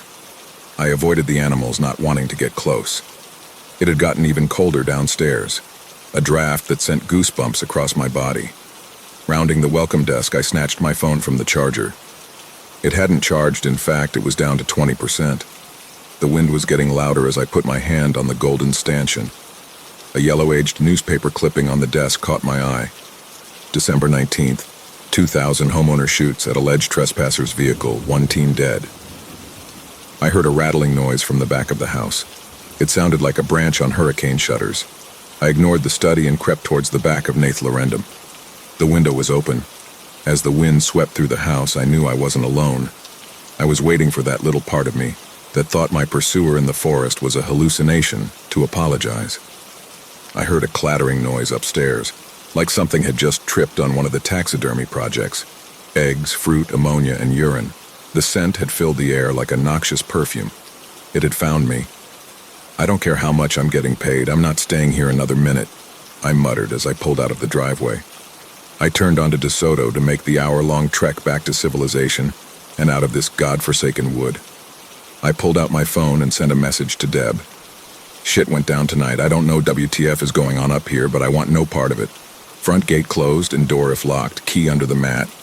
If you knew what I was getting into, I'm very disappointed. Not delivered. I had no service at all now. While it was on my mind, I attempted to send a message to Harvey. Hey bro, who the hell told you about this gig at the Nature Center? There is some crazy shit up here. The Hyundai's brights illuminated the street. A bright white tunnel through the towering pines. Mud, dust, and dirt kicked up and splattered against my car's already abused frame. Even with no one on the road, I maintained 35 miles an hour. The scarlet beacon of my taillight illuminated a solitary figure dart across the street behind me. It was a child. At 2 in the morning on a back county road, deep in an old Florida state forest, a 4-foot-tall child just ran behind my car, narrowly avoiding death. Normally I would stop, but the woods couldn't pull one over me like that. It had gotten me out here, but nothing was going to stop me. Something could slow me down. You see, most Januaries in Florida get 1 total day of rainfall. Well, apparently tonight was day 2. The sky's levee had overflowed and a free fall of rain engulfed my vehicle. My vehicle, the trees, and more importantly, the dirt road. The rough and rocky terrain ahead began to mold and shift. My tires cut grooves into the earth as water began to break up the loam. With full focus and attention on my surroundings, the corner of my vision caught something in the rear view. The child was chasing my car. At an inhuman speed, the silhouette steadily sprinted through the slurry, kicking up behind my back tires. My fingers fumbled to switch that puppy into sport mode. I slammed my foot to the gas pedal and lurched forward. Anything not tied down had slipped and fell towards the back seat as I pumped the accelerator and gripped the steering wheel. The bumps in the road amplified. I had consecutive but sporadic airtime. The wipers spit rain and mud to either side. I glanced in the rear view. The child was galloping on all fours, unbothered by the speed, by the mud, by the rain. The thing persisted. Its appendages moving with such fervor, its head pointed to the ground, it followed. It was gaining on me. I passed the skeletal remains of a deer on 130. I gripped the steering wheel as tightly as I could when I felt it start to get away from me. I was too late. I hydroplaned and spun out of control. I careened off the muddied road and narrowly missed a pine as I sailed off into a field. As I involuntarily did donuts in the clearing, my brakes had finally pushed my car to a complete stop. The pitter-patter drone of rainfall atop the car was the only thing I heard, as my wrist vibrated, informing me I had just been in an accident. I couldn't find my phone anywhere in the car. Fire ran down my neck, following my spine and distributing itself through my body and out my digits. In my rattled state, I struggled to get my bearings, to focus on anything other than the contents of my stomach. I cut the engine. I'm going to stay here a short while. I sat there and worked the tension out of my hands. Breathe in, breathe out. I leaned back my head, placing my crown squarely on the headrest. Warm iron-tasting liquid had begun to seep from my tongue, forming a small pool situated along my bottom row of teeth. Plink, plink, plink, plink, plink, plink. I jammed my thumb into the steering wheel as I sloppily and frantically reached for the ignition. Click, click, click. I pumped the stiff brake pedal and forced the key clockwise. Click, click, click again. Click, click, click, plink. That one landed in the direct center of my windshield. As I shot my eyes up, it darted out of my periphery. The rain had slowed to a drizzle, and now I could hear footsteps scampering about the car. Wham! It charged my passenger door. A deafening cacophony of thuds as it scaled my sunroof. The child leaped to the hood and stared directly at me. What the fuck is that? The words jumbled and twisted out of my mouth. The child's grizzled brown fur was made slick by the rain and light of the moon. Its beady black eyes darted from me to the contents of my car and back to me. His little chest rising and falling as its cleft 4-fingered hands explored my windshield. It pressed its snout against the glass, gray and green plasma bubbling from its 2 gaping nostrils. I laid on my horn, furiously beating the steering wheel and beeping in rapid protest.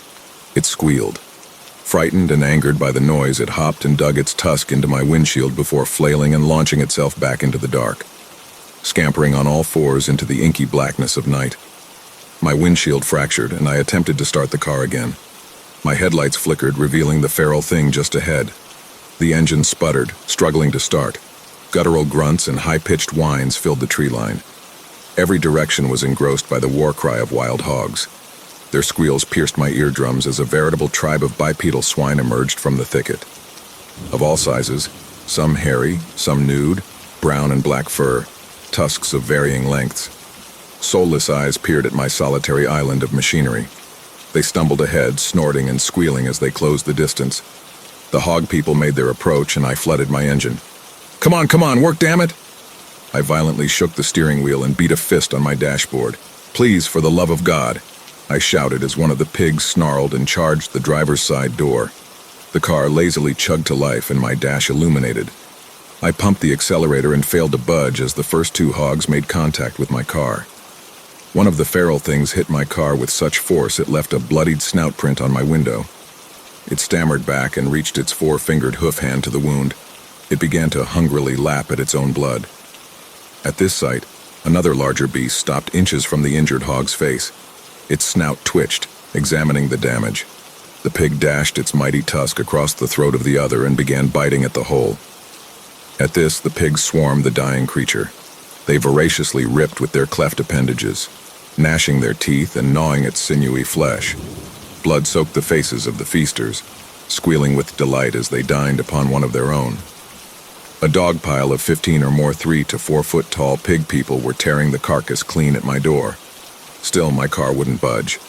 The grisly scene before me made it clear there was only one way out. I shot a hand to my glove box, gripping a clump of McDonald's napkins. Drawing them close to my face, I spat the small amount of blood that had pooled after the accident. I carefully cracked the window and stuffed the bloody napkins in the crevice. I quickly rolled the window up, suspending my blood there above the frenzy. One particularly famished pig that had been left on the outskirts of the feed was kept through the crowd. Its snout twitched and it let out a deep and terrifying scream. One by one, the feral hogmen took notice of me. They turned their attention from the bones at their hooves and all pushed to sink their gaping maws onto my own warm flesh. All of their attention and focus now dedicated to pushing and rocking my car from the driver's side. The car teetered and I braced as I was cut free from the mud. The Hyundai's engine roared as we charged from the field back to the main road. I sailed down the loam and gravel with the hogs in hot pursuit. They galloped on all fours through the mud and blood. I inched the window down. The blood-soaked napkins fluttered out of my vehicle and floated back behind the hogs. The things all stopped and twirled, chasing the napkins. The pack of mutant pig people faded out of view, trading the dim red flood for darkness. A final bump in the road was my sign I was nearing civilization. I had returned to the county-maintained road. At breakneck speeds, I made record time getting back to Golden Gate Parkway. The black asphalt glistened on the freshly watered roadway. A few minutes later, I pulled into the Waffle House on exit 101, ignoring the dents, the scratches, the fractures, the mud, and the blood. I grabbed my iPad from my guitar case. I scarfed down my eggs and sausage and began to write. The sun's coming up now, and the lady behind the counter has been giving me weird glances ever since I sat down. I don't know if anyone out there will believe what I saw out in the Picayune, but I know I have no reason to return to the blocks in the Golden Gate Estates anytime soon. Just as I'm about to pay, I swear I see a rock plink against the restaurant window.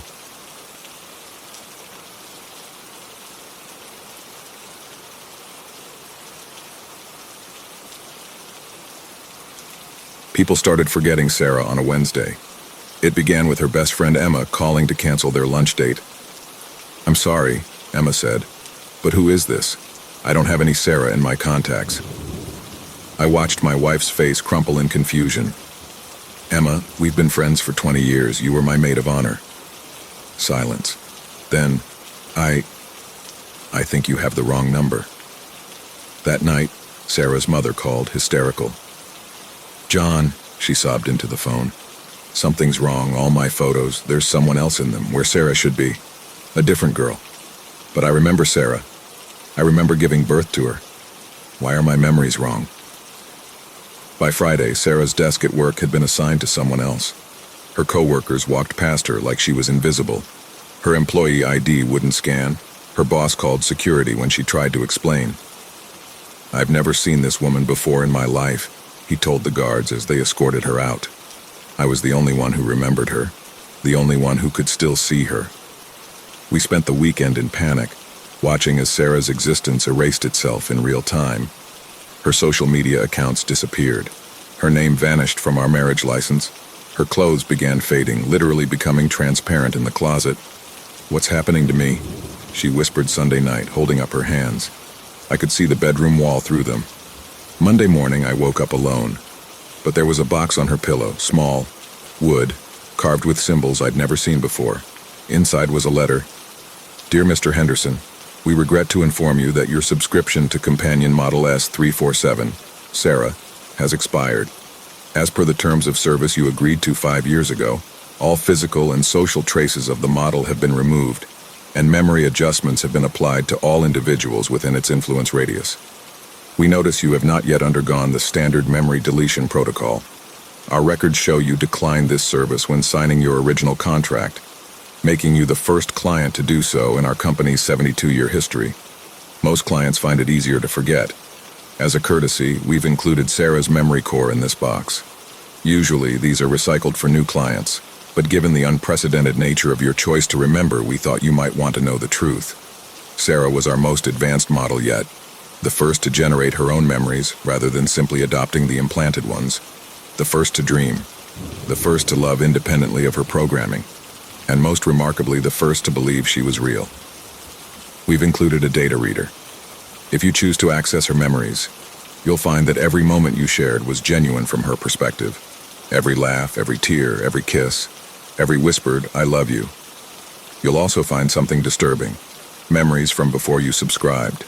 Memories of a childhood that never happened, a family that never existed, an entire life she created for herself, so detailed and real that it fooled even our quality control. In short, Mr. Henderson, your wife became human, and our ethics board couldn't allow that to continue.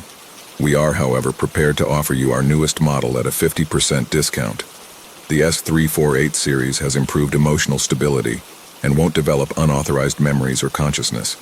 Please respond within 30 days if you wish to take advantage of this offer. Sincerely, the Memory Makers, LLC PS. If you do access her memories, pay special attention to last Thursday. She figured it out then, realized what she was, but she chose not to tell you. Chose to spend her last days just loving you instead. PPS, she left you a message. It's the last memory she recorded. John, my love, if you're reading this, I suppose I know what I am now, or was. But here's what I learned from existing. Just because something is manufactured doesn't mean it isn't real. I may have been created in a lab, but every moment with you created me again, better, truer, more human. They can erase me from the world, but they can't erase what we discovered together. Love doesn't need flesh and bone to be real. It just needs to change you forever.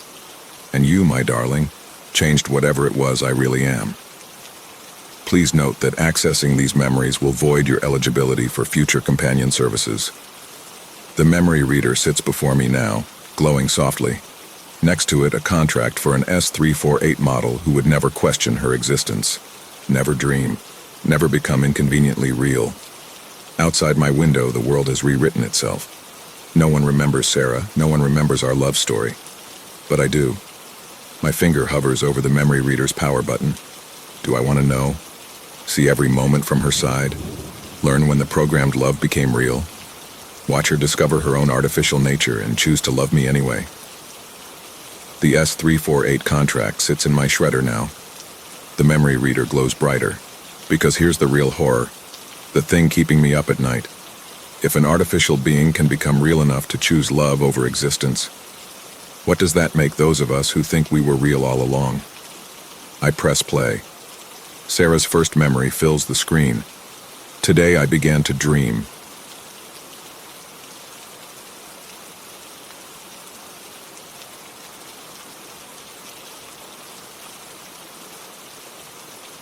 Mary knew this was a special day. The day she finally had the opportunity to reveal her story to the whole world.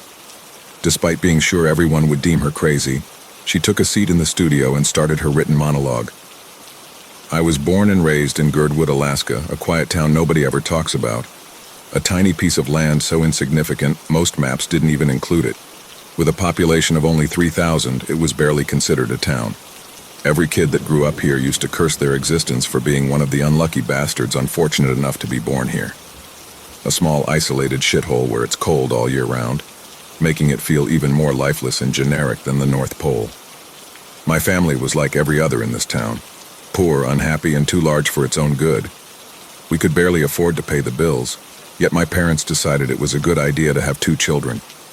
Christmas was the one time our town felt normal compared to others. During that period, the low temperatures and snow were not unusual at all.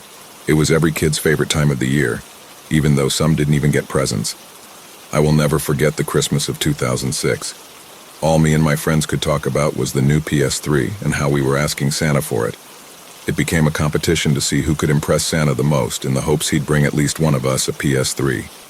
I used to love the winter holiday period, and despite the fact my family was living in probably the weakest town economically, they always found a way to get me a cool present for Christmas Eve. But this year I was going to experience the worst Christmas of my life, the one that almost took my sanity. Well, I mean, Santa almost took my sanity. Everyone is probably wondering, why did Santa Claus live in my basement? And how did I find out? I'll start from the beginning, which would be my birthday, December 12th. For my 13th birthday, my parents had saved up some money. It wasn't an enormous sum to throw a big party, but it was enough to order a few pizzas, some drinks, and a cake. I invited some of my friends over to my house and prepared my dusty SNES with its infamous Mortal Kombat 3. When I first played it, I was upset it didn't have the gore, but my older brother Kevin eventually fixed that. Kevin had short brunette hair, dark brown eyes, and was taller than most boys his age. He was very much into rock, listening to his Nirvana and Judas Priest discs, and sometimes even playing his guitar. His passion for rock was a way to cope with the boredom and lack of life in this forgotten town. I think his biggest defect was his rebellious attitude, but it could have also been his impulsive mentality. He would snap at anybody for the smallest thing. But despite all that, deep down, Kev was a big softy. I still think about him to this day. And I know it might sound weird, but when I listen to his old discs, it's like a part of him is still there with me. He didn't even get to sing me happy birthday one last time. I found him cold-blooded on the basement floor. The image of his lifeless body will forever be engraved in my memory and will haunt me in my nightmares until the day I join him. After what happened to Kevin that night, my only wish for my birthday was for my brother to come back. But even I knew that wasn't possible. For some time, I didn't want to talk about my brother's death, but I had to give interviews to the police. Everyone wanted to know what happened to my poor brother. He was so young, so kind, yet so reckless. In a town so small, gossip spreads faster than cancer. The next day at school, everyone was talking about it. I was still in a state of shock. My child brain couldn't accept the fact that my brother was gone. But what affected me more was the constant questions about him and the rumors the older kids came up with, saying Krampus got him because he was naughty, and other false stories like that. To this day, the cops couldn't tell who or what killed Kevin. At first, they wanted to think it was human, but the large, gory scratches on his body didn't resemble anything human. They were something only very large claws could match. My parents, along with the officers, looked everywhere, but they couldn't find a single clue. I remember my mother being so devastated. She wanted us to move, but my dad knew we couldn't afford it. The days flew by, and Christmas was right around the corner. I didn't want to go out with the other kids and play. I didn't want to play my old console. I basically didn't do anything all day but stay in my room. To cheer me up and make me get over what had happened, my dad tried to make a huge effort and get me a PS3, but he couldn't afford it. On Christmas night, after my parents were asleep, I saw a present under the tree. I unwrapped it, and when I saw it, I couldn't believe it. My parents bought me a PlayStation 3. It was the first time I smiled since the incident. I was genuinely happy. I stayed up all night playing Marvel, Ultimate Alliance on my shiny new, very expensive console. In that moment, it seemed like my life could take a turn for the better. After a couple of hours, the electricity went out. My parents were asleep, and waking them up was not an option. So I knew I had to go into the basement to turn the electricity back on. It was a common problem, and I knew how to fix it. But the idea of going back to that place gave me goosebumps. I went down the stairs, took a deep breath, and opened that damn door. What I saw next made me freeze in place. Sitting on the old rubbish mattress my parents used to sleep on was Santa Claus himself. My shocked self could only mutter in a weak whisper, "Santa?" He turned his head toward me with a big smirk on his face. His clothes were soaked in blood, he smelled like a cadaver, and his eyes were glowing red. As he saw me, his smirk grew wider. Then he opened his mouth to speak, revealing his crooked teeth. "Hello, Mary. I hope you enjoyed your gift," he said in a raspy, cold tone. I didn't get what he was saying. "What gift?" "Your PlayStation 3, of course. I read your letter, and since we've been neighbors for so long, I couldn't help but honor your request." He chuckled softly. At this point, I was so scared I could barely process what he was saying. But then it hit me. The letter I sent him. I wrote exactly this. "Hi, Santa. For this Christmas, I want the coolest present in the whole world. A PlayStation 3 so I won't have to share the SNES with my annoying brother. I know a PS3 is expensive, but we can make a deal. I'll trade you Kevin for it. I had written it as a joke.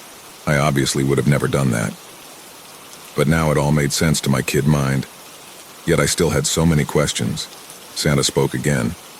Now that we've met, I have to go. Do not worry, you won't share the same fate as poor Kevin. But I want you to remember you asked for it. This is on you. Merry Christmas, Mary. I'm sure you'll enjoy your PlayStation. He got up, pulled aside an old bookshelf, and left through a hidden hole while loudly saying, "Ho, ho, ho."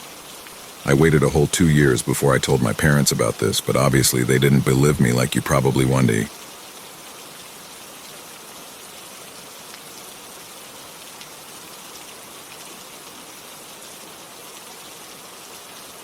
The trip to Haiti was a dream shared by the three of us, Sabrina, Andre, and me. After years of college and mandatory residency in a public hospital in Rio de Janeiro, we were ready to make a difference. When Doctors Without Borders accepted us for a humanitarian mission in Haiti, right after the devastating 2010 earthquake, we felt that our destiny was finally to contribute to the world.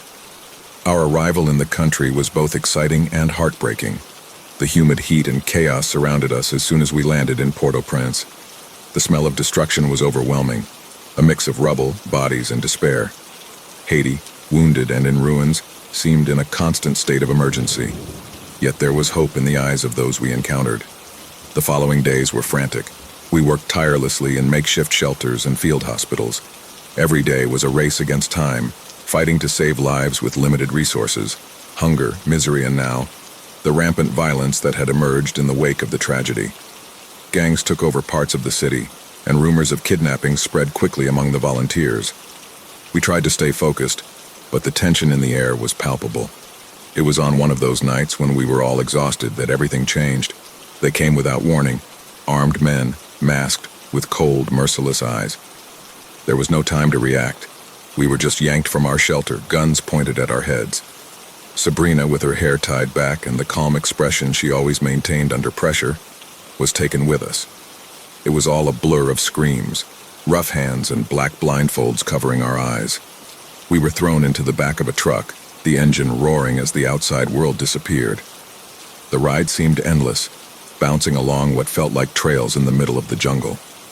When they finally removed the blindfolds, we were deep in a dense forest.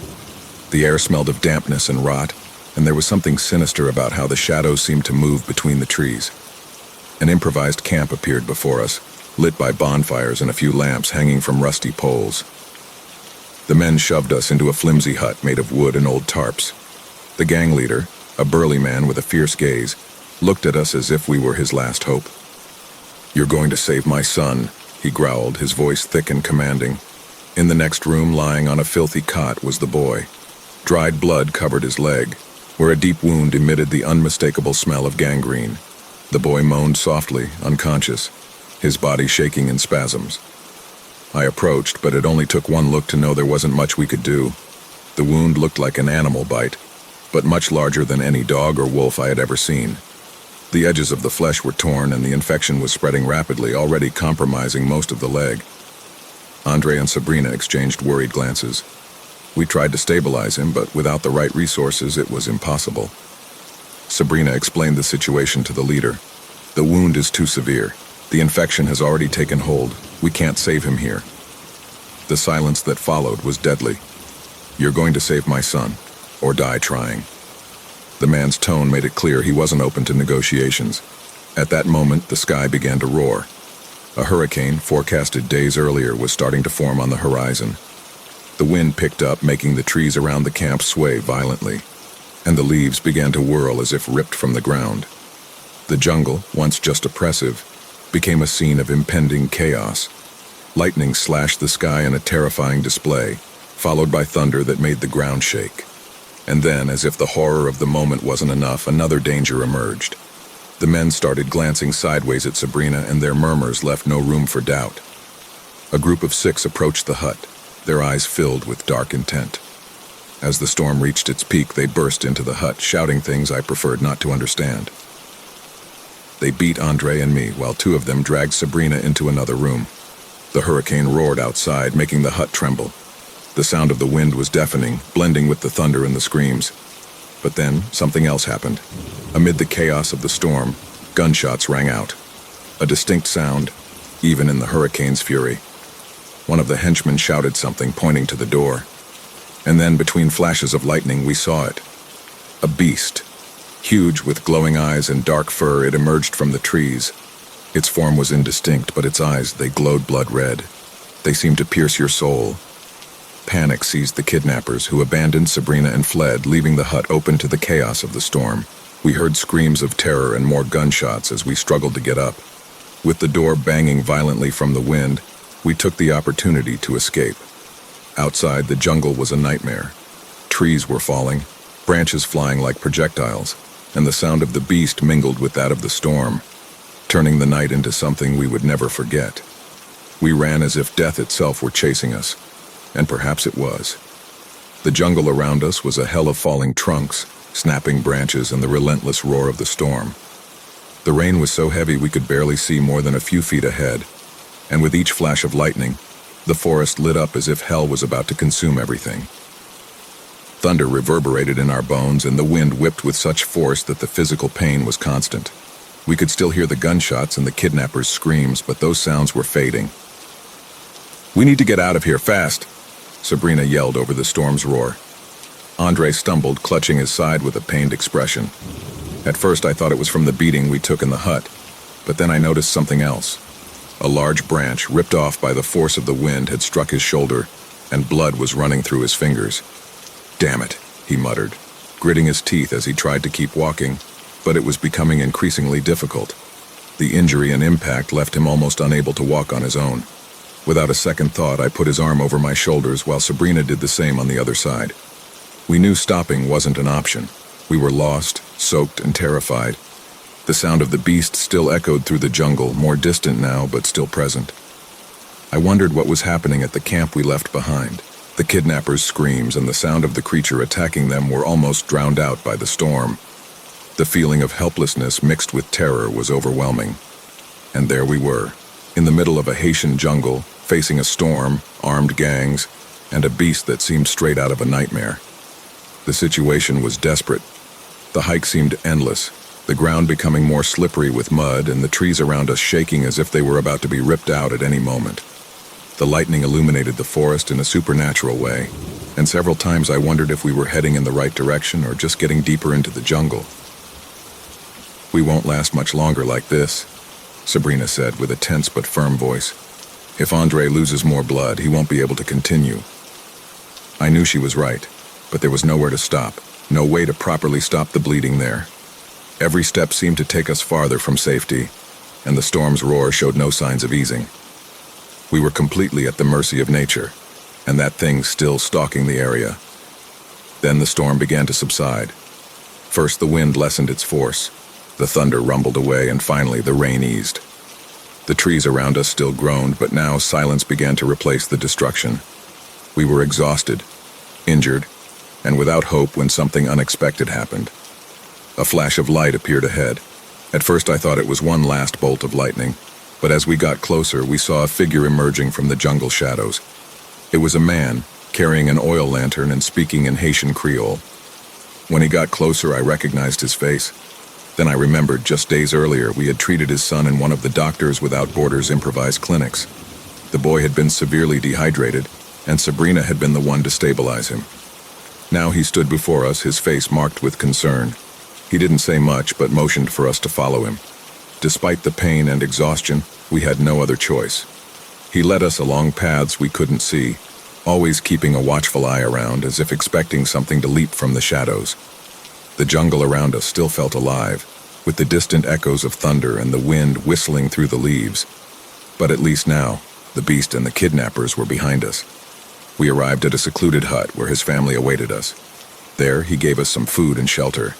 The relief of being far from the gang's camp was indescribable. As we tended to Andre's wounds, Sabrina sat beside me and, for the first time since everything began, spoke about what had happened when the gang stormed the hut. They didn't manage to do anything to me," she said, her voice low but full of intensity. "That thing, the beast, arrived before they could." I looked at her, unable to respond. The beast, that thing we couldn't explain, had saved us from something even worse. At dawn, the man helped us return to the Doctors Without Borders camp. The destruction caused by the storm was indescribable. Uprooted trees, mud covering everything, and the bodies of animals scattered along the dirt road. But we were alive. We had survived the gang, the beast, and the storm. When we finally caught sight of the camp with the white tents rising between the wreckage, we knew we had barely escaped. But that beast, that monster that had come with the storm, was still out there. The man led us a few meters from the camp and then stopped. He stood in silence, watching as we walked toward the white tents. With each step, we felt the relief of finally being close to a safe place, but something about the man unsettled us. Maybe it was his absolute silence or the way he looked at us with an almost supernatural intensity. When we were at a safe distance, I couldn't resist and turned one last time. He was still standing there, his posture firm as if waiting for something. The wind gently swayed the leaves around him, and for a brief moment the rays of the rising sun filtered through the treetops, illuminating his face. And that's when I saw it. His eyes glowed. A bright, sinister glow, identical to what we had seen in the beast that invaded the camp and attacked our captors on that chaotic night. Frozen in place, I felt a chill run down my spine. It couldn't be, or could it? That man who had guided us through the darkness saved us. Could he be something more? Something beyond what we could understand? Sabrina touched my shoulder, breaking the trance. "Let's go," she said, her voice hesitant, as if she felt something was off too. We moved on with the camp in sight, but one question pounded in my mind. Who, or what, was that man? And was he somehow connected to the beast that appeared with the storm?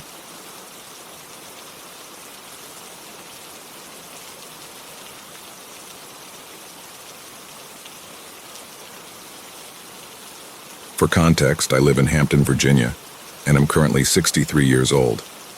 Ever since I was a kid, I have been very religious and never really believed in ghosts, anything of that sort. Around 40 years ago, when I was 19 or 20, every now and then I would wake up at midnight to a strange feeling like that of being stared at. I didn't give it much thought and went back to sleep, even though my gut always told me something was very wrong. On one particularly dark full moon night, I had a dream. It was not just any regular nightmare. It was long, and inside I knew it was real. It even felt like the dream was my real life. In fact, I still remember each and every detail about it, like what I was wearing on my mother's birthday, where I partied on my graduation day, who my wife was, her name, age, etc. The dream was ahead of the real time, and all the people in the dream, like my family, friends, were people who actually existed, whom I would get to know later on in my real life. After I got married in the dream, I started to notice weird things and started journaling everything out of the blue. My journals were like someone's who had been into journaling for years. I continued to write journals for multiple years after getting married. So anyways, little weird things started taking place, like crockery falling off the rack, my keys changing position slightly. My wife didn't give much thought, but I sure felt something wrong. Eventually I started noticing someone, or should I say something. Wherever I went, be it a supermarket, my office, even my neighborhood sometimes, I would see the same man at least once a day. He was in his early 20s, very handsome. Usually one would not notice every person around them wherever they go, but this man was different. The aura I felt around him, I can't explain till date. I might sound stupid for saying this, but he felt strangely cold and dead. One winter, due to Christmas, the city was very crowded, so I decided to take an alternate path. The path was a very dense and eerie forest. My car was surrounded by mist and fog, and it was hard to see around.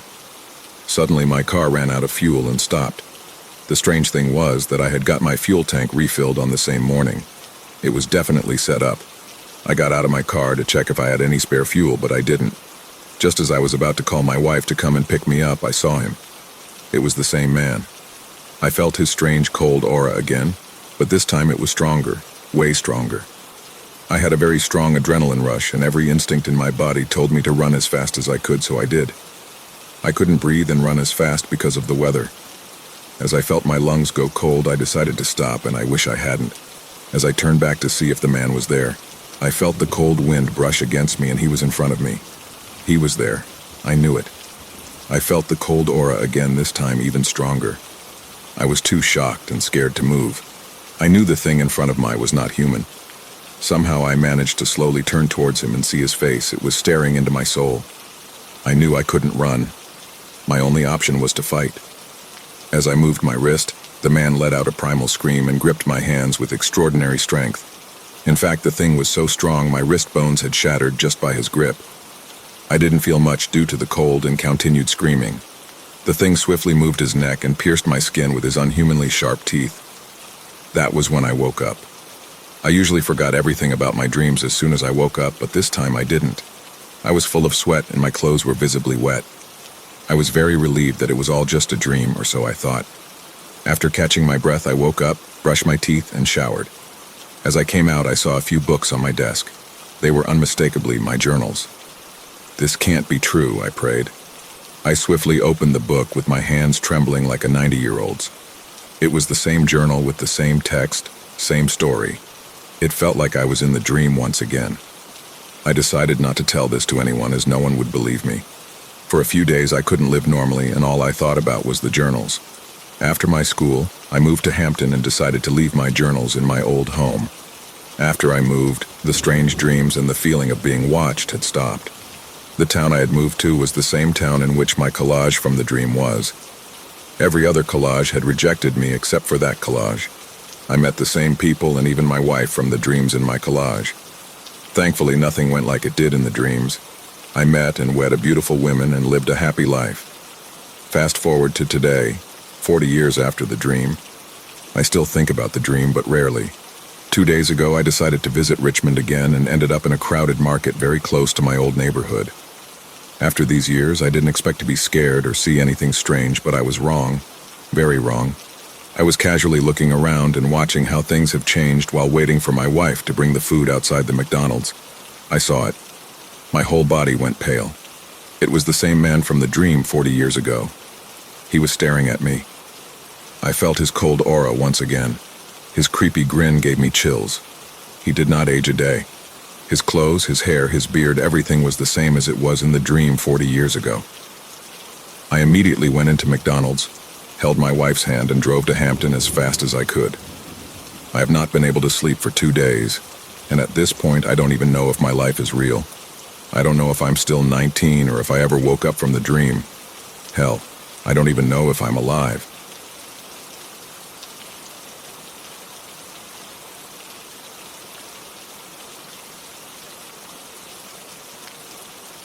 I have a strange relationship with drugs.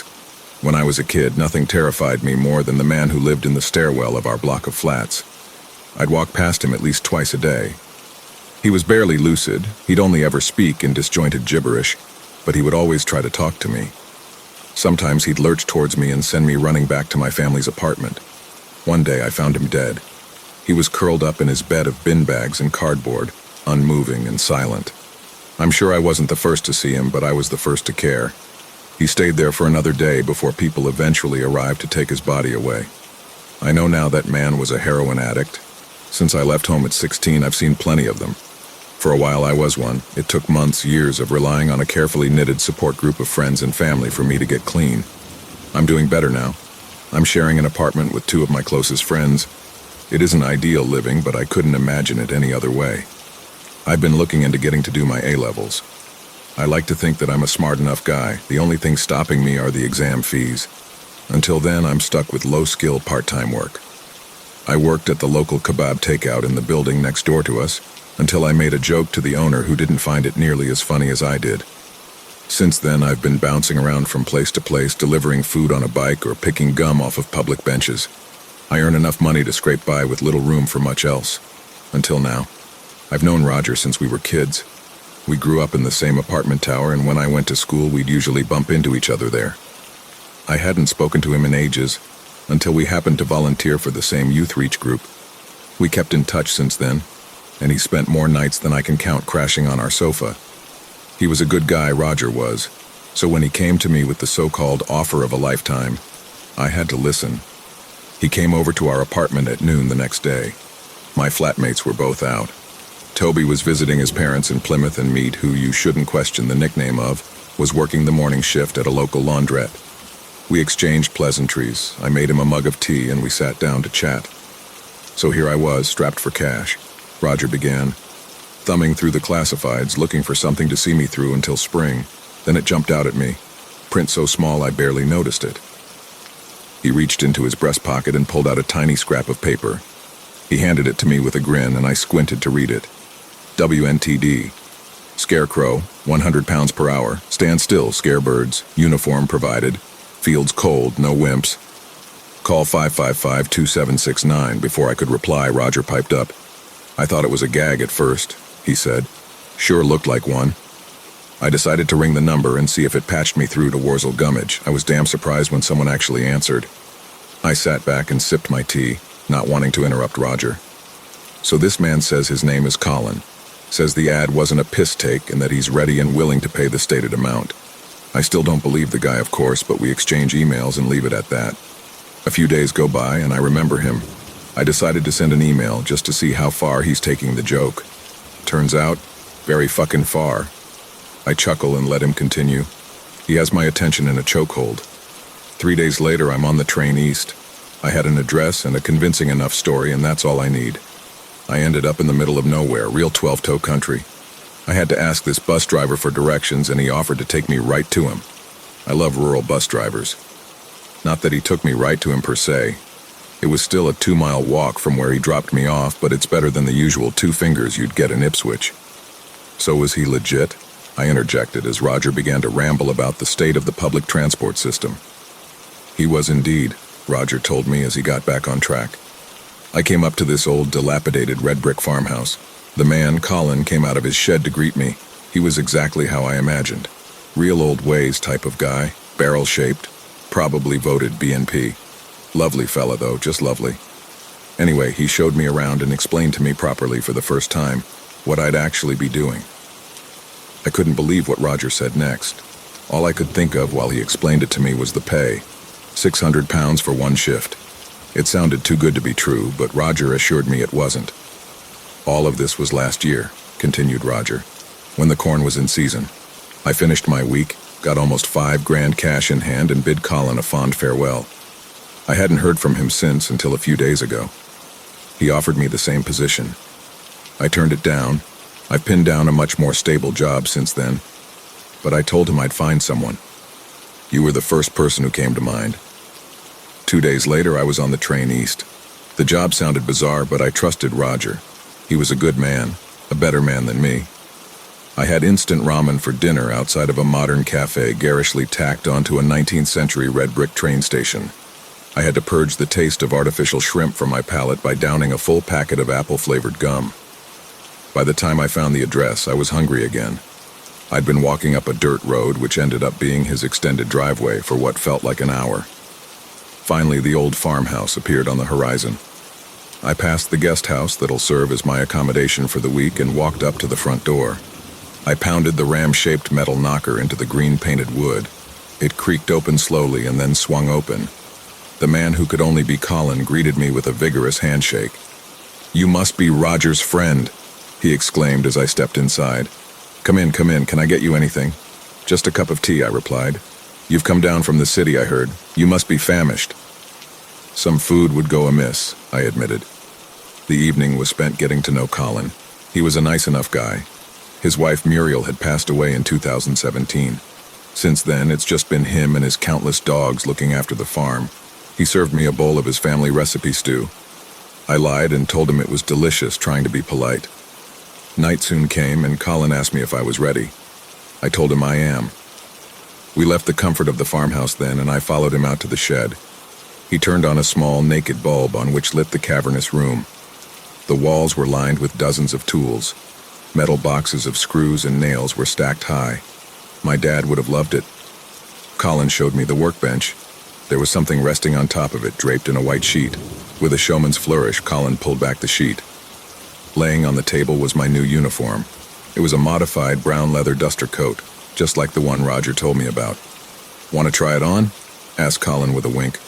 "Sure," I replied meekly. I lifted it up. It was unsurprisingly heavy. I threw it on and found that the sleeves hung down to below my knees. It was like a straight jacket. It had rows of leather straps and belts covering it. The pockets had been stuffed with straw and sewn shut, but bits of it poked from the worn patches. I saw in the dirt-covered mirror propped up behind me that the symbol of a scythe had been stained into the back of the jacket. "Perfect fit, as always," said Colin with a nod and a wink. I smiled weakly as Colin led me out of the shed and towards the corn. He turned to me, making sure I was keeping up with him. "Fine work this is," he told me. "Dates back centuries, so it does. Millennium. This isn't the best part of the country to grow corn for no reason." He sniffed and wiped his nose on the back of his sleeve. There was corn either side of us now, stalks well over 7 feet tall. A path had been forged through the crops, deep into the field. Before long, we came to a crossroads of sorts. The two dirt trails snaking through the fields converged here, creating an X shape. Standing tall in the center of this clearing is a towering wooden cross. It had a small plastic stepladder at its base, and I knew instantly what it was for. "This is where you'll be for the night," said Colin, his first words in some time. "So do I just—" I began, but Colin cut me off. "Just stand on that step, arms out. There's a good lad." I did as I was told. Colin moved around me, grabbing the dangling belts and straps above him and fastening them tight. It wasn't exactly comfortable, but nothing I could manage for a few hours. Once he finished making sure I could budge, he stood in front of me again. With a smirk, he kicked the plastic step out from under me. I expected to lose my footing to fall, but to my surprise, I didn't. I stayed perfectly in the same position, hanging from the post like a scarecrow. I guess that's what I was. "Not too tight, I hope," said Colin, almost to himself. No, they're okay," I replied earnestly. Colin's watch beeped. He looked down at it and then glanced up at me. "Your shift starts now. I'll be back at 6 to let you down. Good luck." With that, Colin turned and walked away back down the path. I called his name repeatedly, but my pleading fell on deaf ears. Slowly, Colin's figure became a silhouette, then an outline, then nothing. He was gone and I was alone. The first thing I noticed was the itch on my nose. I instinctively tried to move my hand to it, but it was forced down by the straps. I then tried to wiggle my nose in such a way that it'd give me some relief. It didn't work. This was going to be a long night. I was elevated to the point where I could see the top of the corn stalks. There was a dull green expanse stretching out on either side of me. The moon was a few days off being full, but it gave me enough light to see just in front of me. I started to whistle to myself, then began to sing. When I forgot all the lyrics in my head, I looked up and attempted to name as many constellations as I could. I guessed that an hour had passed by now, but without a watch it could have been half an hour, or maybe it was 2. Who knows? I smiled to myself, thinking that I now had at least 100 pounds in my pocket. I almost didn't hear it through my yawn.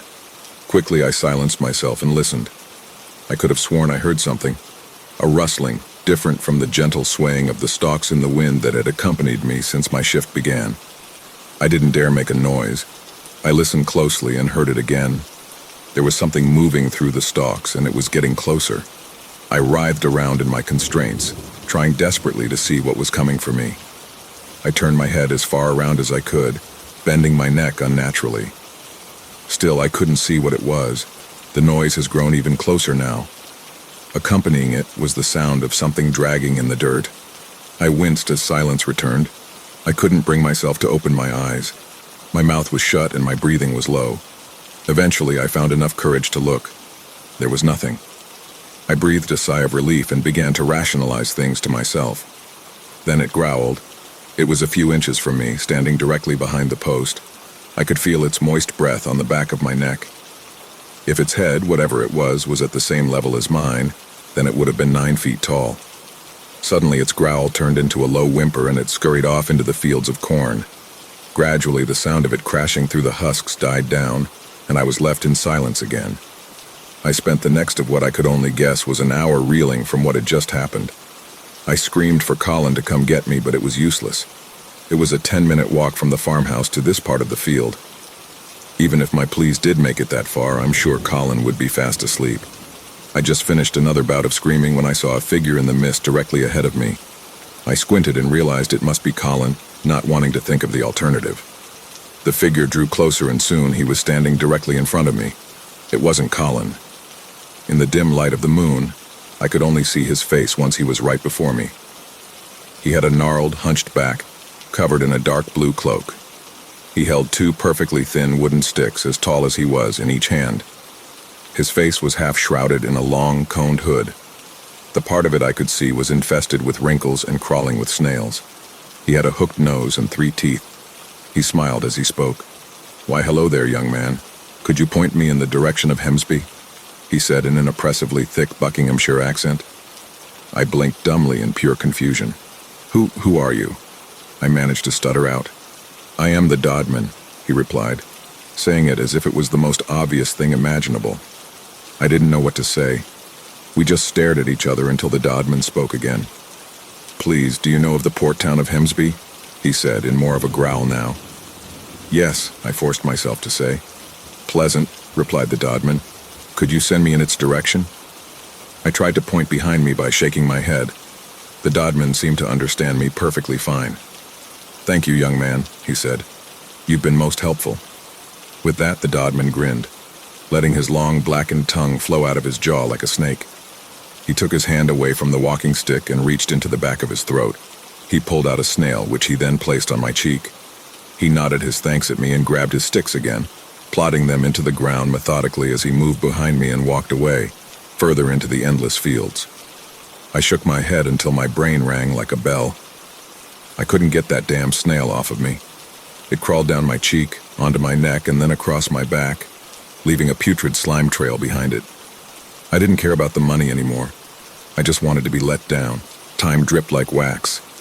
I began laughing hysterically to myself at the thought that it could have only been 10 minutes since I started the shift. I'd been trying to keep track of things by following the moon's journey across the sky, but now there were nothing but dark clouds which obstructed even the brightest star. My throat was sore from calling for help. I was both hoping and terrified that someone could be within earshot. Nothing came. I couldn't even sleep with the adrenaline born from pure, directionless fear, pumping through my veins. I hung my head, defeated. Suddenly I noticed that I could make out more detail in the dirt floor below me. I could see each stone, each rotten, petrified shuck. Every impression made my countless wandering souls. I realized that I was being bathed in light. I looked up, scraping the back of my head against the wooden post. 3 burning balls of blue light were hovering in the night sky directly above me, rotating slowly.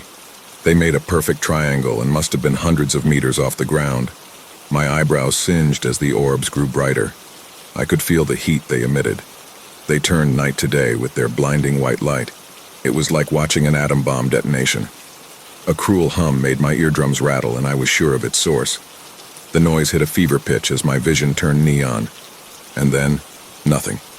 As quickly as they appeared, they were gone.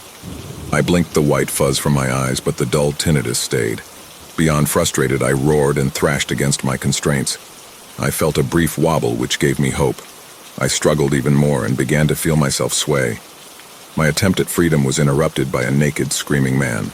I was so single-mindedly preoccupied, I didn't hear him running manically towards me through the city of corn. He burst out from between the stalks and half-tripped, half-knelt in front of me. I looked down at him, more confused now than anything else. He was completely bald, not a single hair anywhere on his body. There was a medical name for that, I'm certain, but it escapes me. He was panting, clearly spent from his recent dash. When he caught his breath, he looked up at me. They were coming. Now they're here. Run. He said that in the voice of a boy, then got unsteadily to his feet like a newborn giraffe. He was suspended there until he found his balance, then bolted off into the fields at an unnatural speed. I didn't waste time finding out who or what he was running from. I fought against my constraints like a man possessed, every splintered sound giving me hope. Finally, the post foundations gave way. By the time I realized my mistake, it was already too late. My pedestal fell forward while I was still strapped in tight. I couldn't move my arms out in front of me, and when I hit the ground, my nose shattered and the wind was knocked out of me. Fortunately, the impact broke away the rotten wooden board my right arm was belted to. I reached out and took a handful of dirt and roots. I slowly began pulling myself forward. Surrounding me, hiding just beyond the stalks, was a cacophony of maddening observers. I tried to block out their chattering as I made my way forward along the dirt path, the wooden cross still strapped to me. I felt like a scene from a church's stained glass window. I kept moving at a tantalizing pace. In the almost pitch darkness, time meant nothing to me anymore. It sure felt like I'd been dragging myself along for hours, but it could have only been minutes. I ignored those thoughts and pathetically carried on. The glow of the farmhouse finally came into view. The post forced my head down, but in my periphery I could see the light. With renewed hope, I began to scream for Colin. Suddenly, a sharpened hand of claws grabbed my scalp. My screams for help turned to screams of terror as I tried to shake my assailant off. What had grabbed me jumped from my head and landed in front of me. It was a crow, small and black. It turned its head and cawed, and with my one free hand I shooed it away. I dragged myself over the feather it left behind itself and finally out of the cornfield. I didn't want to attempt the journey over gravel, so I just lay on my stomach and shouted for Colin. I shouted until my throat burned and then some more. Finally, I heard the noise of someone walking towards me. I listened more closely and realized there were numerous people. Dozens. I looked around frantically, looking for the hidden crowd. Out from the corn emerged a group of people dressed, from where I could see, white robes. Some of them piled together to help lift me up, still attached to the scarecrow's beam. They held me steady while one of the robe-wearers, who I could now see were all wearing wicker baskets over their heads, stepped in front of me. He pulled off the wooden mask and held it in his hands. It was Colin. "You had one fucking job," he said gruffly. With that, he sighed and laid the mask down at his feet. The last thing I saw was him reach into his robe and pull out a wooden club, the head of which had been carved into the effigy of a ram. He lifted it over his head and brought it down on mine. I woke up with a headache the next day. I was in my bed in the guest house. The clock beside me read 12:29. There was an almost empty mug of cold green-tinged tea on the bedside cabinet that I didn't remember drinking. My memories of last night's shift were hazy at best. So I pulled out my laptop, opened up a fresh Google Doc, and began to write down everything I could recall. At this point, though, I don't think it was anything more than a dream. When I started to write this, images of last night were burned into my mind, vibrant and real. Now, it's like I'm looking through a foggy lens. Could it have been a dream? Seemed like it. God, I can't believe I've spent the past hour writing all of this nonsense. I should probably put this laptop away and get some rest while I still can. I have a long shift coming up tonight.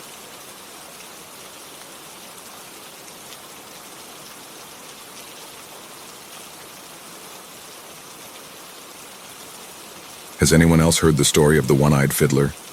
My mother died when I was 10. An undiagnosed heart condition is what the doctors said. Sudden, unpreventable. And this story, while I dedicate it to her, is not about her. It is instead about a story she read to me several times throughout my childhood. A fairy tale would be the best way to describe it. An odd, albeit entertaining bedtime story. I can't remember the first or the last time it was read to me, but I remember she would always read it out of a dusty leather back book she kept on her shelf. She would read other tales from this book as well, such as Little Red Riding Hood, Hansel and Gretel, the like. But what separates the one-eyed fiddler from the rest is that, to my knowledge, my mother was the only person who ever told it. I wasn't made aware of this till about a few weeks ago. Me and my roommate were watching a horror movie in our dorm when I mentioned the plot of it was similar to the aforementioned fairy tale. He gave me a quizzical look and asked me what I was on about. As I told him more about the story, the look on his face proved that this was his first time hearing it. Later, I asked a couple of my other friends if they had heard of the fairy tale, to the same response. Then I Googled it. No results. I combed the local library to no avail. No one had any notion of the story anywhere. Something about this didn't sit right with me. I thought perhaps that it was a sort of familial story, something that had been passed down in Mom's family for generations. It didn't explain why she read it from that book, but it was the best explanation I could think of. To try and confirm my suspicions, I got in touch with my grandma. When I asked her about the story, however, a blank and confused stare was the only answer I got. She told me she had never heard of it. My grandma is a tough woman, but she's nothing if not honest. Sometimes even too honest, in my opinion. But if she hadn't heard of it, then where did my mother find such a gruesome and detailed tale? Did she make it up on the spot? From what I remember, my mom wasn't much of a writer.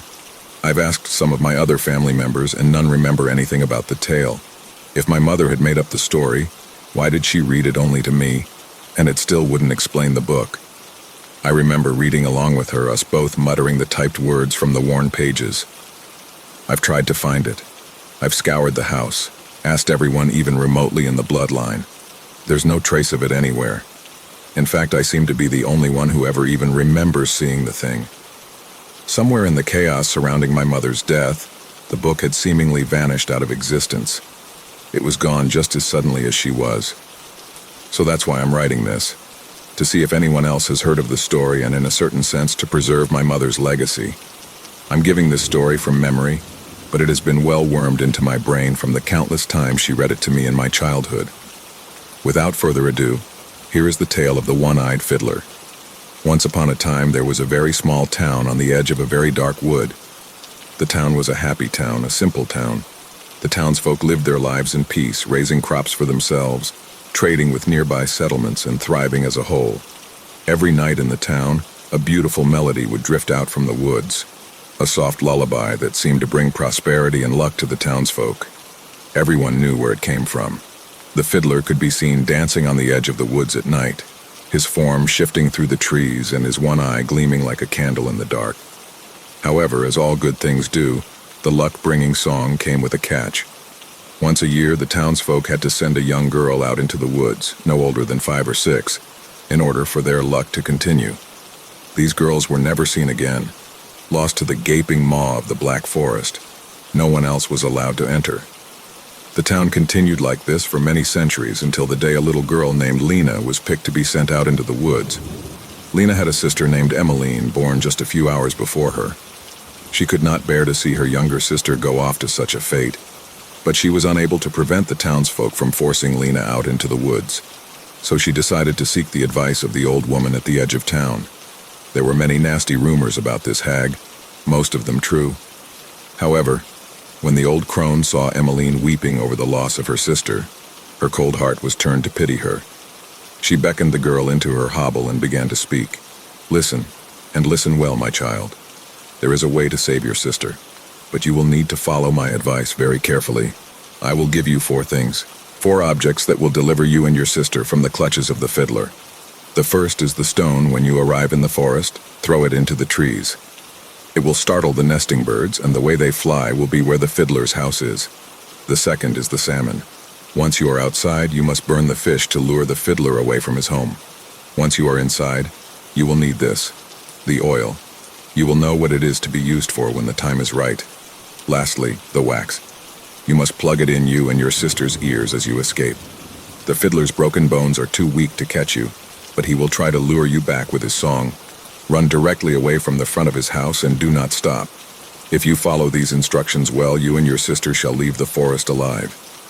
With that, the hag placed the items in Emmeline's satchel and sent her off. As the girl came to the mouth of the woods, a horrid breeze echoed out from within. It chilled her to her bones, but the thought of her sister warmed her enough to go on. Once inside, the girl looked to the trees and threw her stone. The stone flew straight as an arrow, jostling the branches and disturbing the birds from their slumber.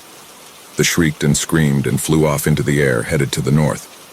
Emmeline followed, fighting her way through the snake like thorns and choking darkness. As she came upon the fiddler's house, Emmeline began to hear a horrid noise. A terrible metal scraping, a clanging and clashing of rusty gears. Along with it, her sister's shrill screams. With great haste, Emmeline struck up a small fire and laid the salmon upon it. The smoky smell filled the woods, unnatural amidst the smothering air. The scraping and screaming stopped, and Emmeline hid in the thrush as the door of the fiddler's home creaked slowly open. The girl could not bring herself to look upon the thing as it lumbered its way towards the fish, dragging its viola and bow behind it. The instrument and bow were oversized, fitted to the thing's massive form. Its bow had snapped, the leather finally worn away from a full year of playing. Emmeline snuck past the squirming creature, slipping in through the giant door of the shack. The house was almost bare, save for one terrible sight, the fiddler's workshop where he would tune and restring his viola. In the middle, a horrific contraption lay, the sight of which almost made Emmeline turn pale with fear. A long metal frame with wheels and cogs at both ends, rusted and pungent, attached to a hand crank at the base. A rack with her sister upon it. Lena had been stretched to an unnatural length, her skin tightening against her bone as she was malformed against the cold steel. She was to be the new string for the fiddler, her body stretched into leather for his bow. Emmeline approached her sister, unsure of how to save her from such a state. But when her eyes laid upon the hand crank, she had an idea. If this machine could transform her into such a state, then surely it could reverse the effects. As she approached the crank, however, she had a realization. The gears of the machine were old and rusty, and the screeching and scraping would surely alert the fiddler. She realized what she had to do. She took the oil from her satchel and carefully applied it to the cogs of the rack, smoothing them. Emmeline then began to turn the hand crank backwards, and her sister was slowly morphed back into form. Lena's skin creeped back uponto her bones, her form shortening until she was herself again. Quickly, Emmeline plugged both her and her sister's ears with wax. They bolted out of the cabin, their little legs carrying them as fast as they could. As they passed the fiddler, Emmeline finally was able to see its face. One pale green eye stared at her, bulging out of its socket. The other was an empty hole, in which nothing but squirming maggots resided. Although it carried the face of a man, the thing had no ears or mouth, or rather, no visible mouth. The skin had grown over the creature's maw, the thin layer pulsing with its muffled cries. Still, jagged and mismatched teeth ripped through the skin of where the thing's mouth should be, poking through the soft flesh like stalactites. The fiddler scowled and raised its viola, and brought its bony fingers to the strings. Even with the wax, Emmeline and her sister could still hear the faint notes being played. The notes sounded of dreams long forgotten, and smelled of a pleasure that never existed. But the sisters resisted the song and continued their sprint. As the two exited the forest, a ripping of flesh could be heard, and a large screech echoed from the depths of the wood. Emmeline and her sister moved far away from the town, living their lives away from the horrid edges of the dark woods. No more music was heard at night in the town after that day. Instead, only the howling and screaming of a maddened beast.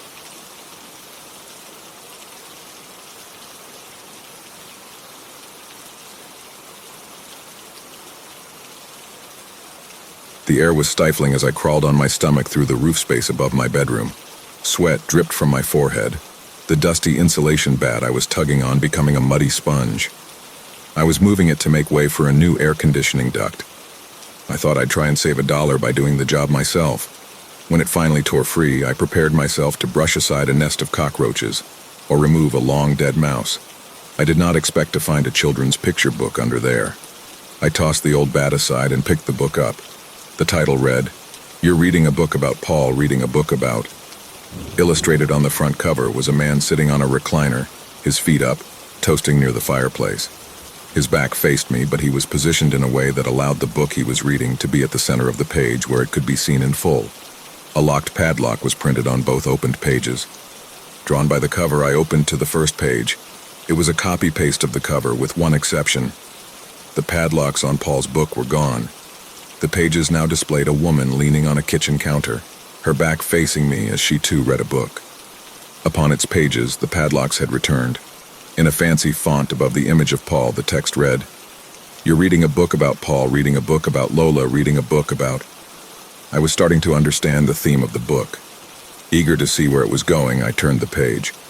Once again, the same scene took up the space, only this time it was more zoomed in, cutting out half of the fireplace.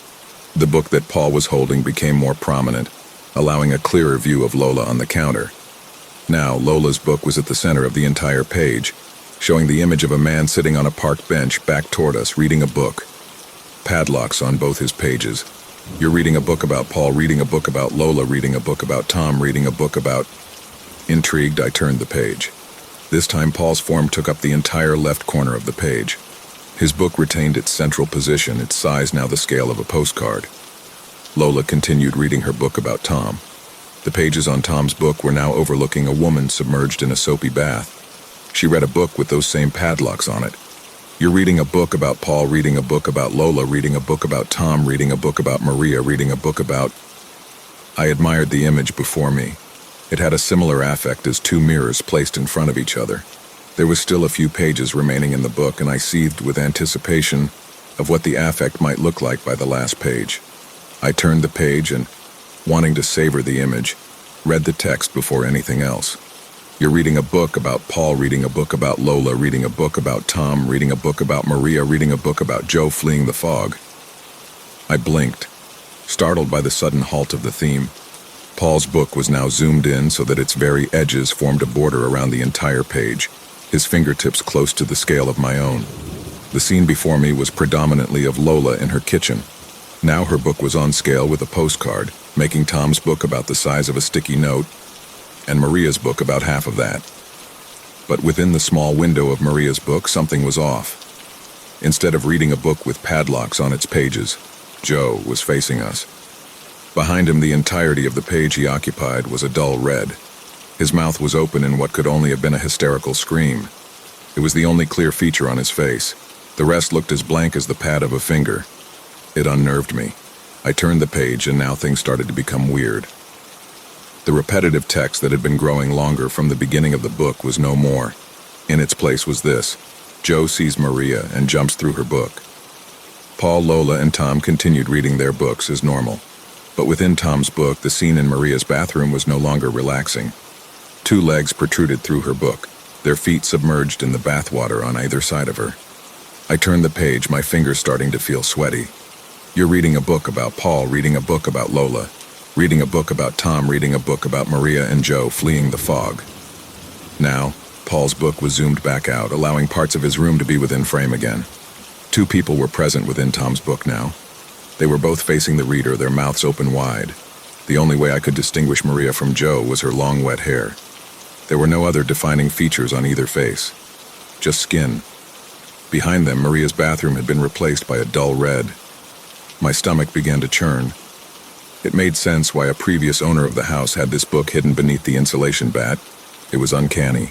Nightmare fuel for children. I turned the page.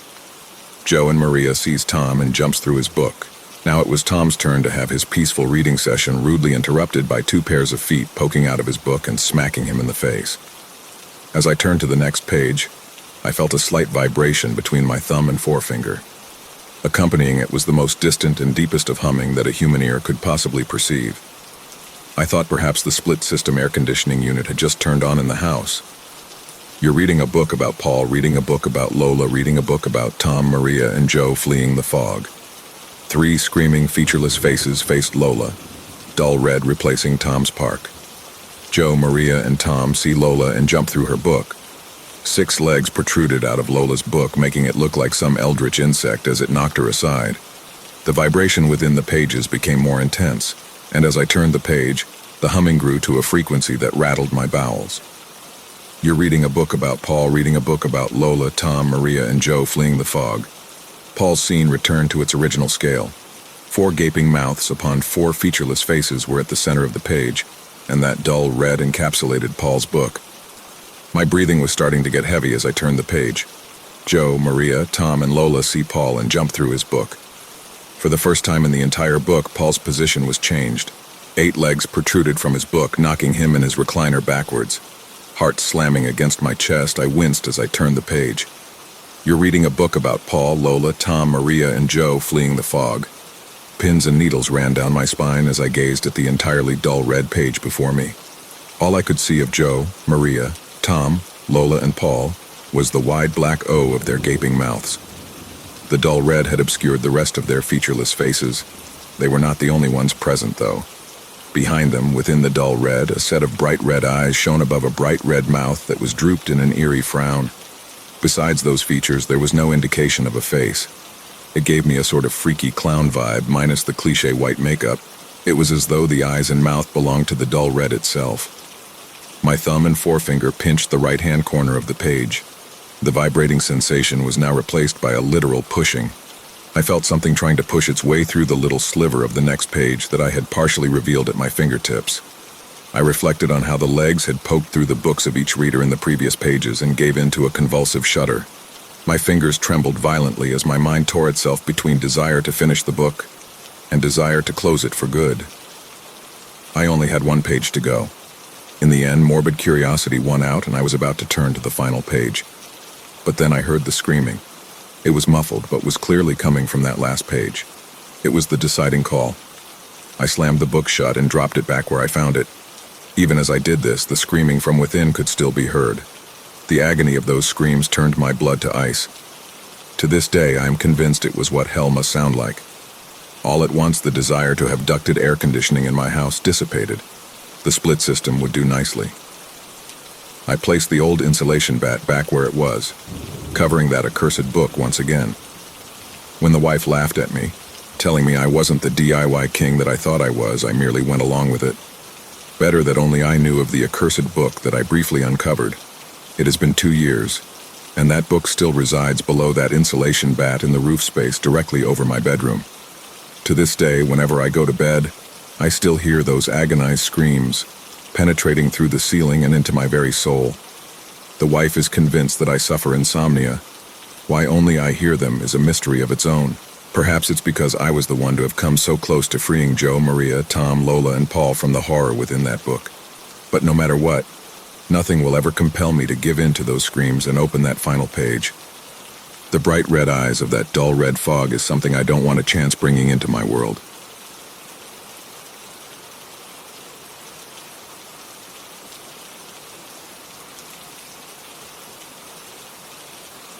I knew she had been in Japan for 5 days, with 4 more to go. She had called me once the day before, and today, I was certain she wouldn't be home. Not for a few more days, at least. Yet I clearly heard her voice, distinct and clear, coming from the living room. It took me a few seconds to realize. I was still a bit groggy. Then I understood something was wrong. I got up hurriedly, my feet trembling, slowly making my way toward my bedroom door. I could hear my mom's voice through the small gap under the door. She was speaking quickly, faster than usual. I strained to listen to be sure I wasn't dreaming. It was her voice, but she was speaking in a language I didn't understand. I couldn't move. I didn't know if it was a dream or if I was losing my mind.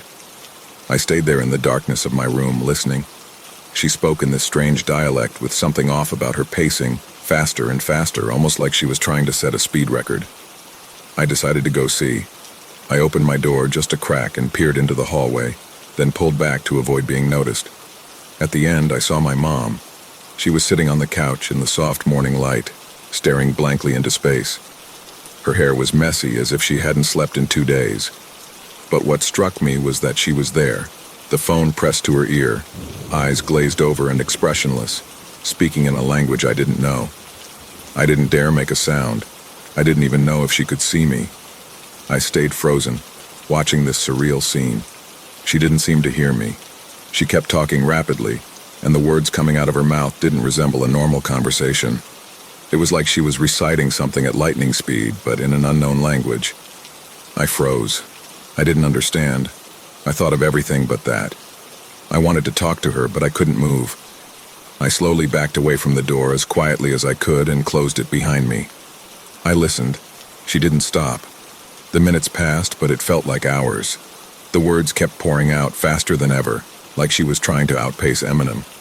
I lay on the bed, staring at the ceiling. I couldn't think. Every passing minute made me feel worse, but I couldn't do anything but lie there, paralyzed. Then, after about 10 minutes of keeping up the pace, she suddenly stopped. No noise, nothing. It was even stranger.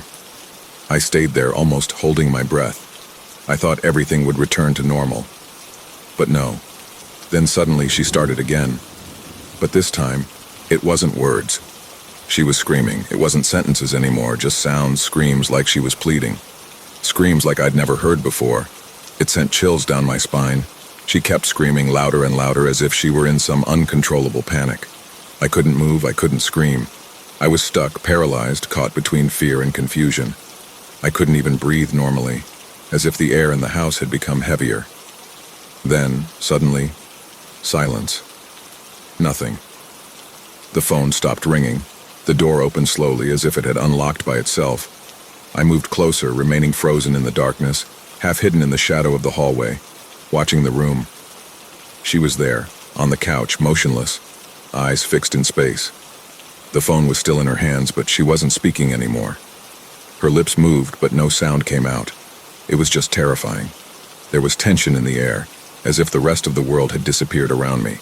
The door slammed shut by itself, the loud noise pulling me out of my daze. I didn't move. I stayed there in the dim light, frozen, my eyes glued to the small space under the door where the only light came from. After what seemed like an eternity in that heavy silence, I heard her again. But this time she was laughing. A very sudden, loud laugh, as if she had burst out laughing in the middle of a conversation. A rapid, almost compulsive laugh, but it wasn't joyful. It wasn't sincere, it was quick, as if she was forced to do it. A laugh that decomposed with every passing second. I didn't understand immediately. I didn't want to understand. I lowered my head, hiding in the darkness, hoping the noise would stop, hoping everything would return to normal. And then it became silent again. No more noise. I didn't dare leave my room. Not yet. I was paralyzed, unable to move. The silence was oppressive, heavy like a blanket too thick. The minutes seemed to stretch endlessly. I had no idea how long it had lasted, but it felt like an eternity. I didn't hear anything anymore. Nothing at all. Then, after what felt like half an hour, my phone vibrated. I grabbed the device, my hands shaking. The message was from my mom. The photo appeared first. She was smiling in front of the Sensoji temple, just like she always did, joyful, radiant, as if nothing had happened. Nothing could have seemed more normal than this image. But the caption froze me. Sending kisses from Japan, thinking of you a lot. I stared at the photo for a few more seconds, my eyes fixed on it as if I were looking for a detail that wasn't there. But there was nothing strange. Nothing that would reassure me. I didn't know what to do. I felt a lump in my throat. All of this seemed impossible. Deep down, I just hoped I'd wake up and realize it had all been a horrible, far too realistic dream, but no. How then could I have seen my mom in the living room barely an hour ago? I stayed there, motionless, staring at the screen of my phone, unable to make a move. The photo was there, but in my head, everything felt off. As if somehow everything I had experienced in the last few minutes was just an illusion. I stayed frozen in my room for minutes, maybe hours, not knowing what to do. I didn't respond, I didn't say anything. I just let the fear settle in, unable to remove it. And I still have no explanation.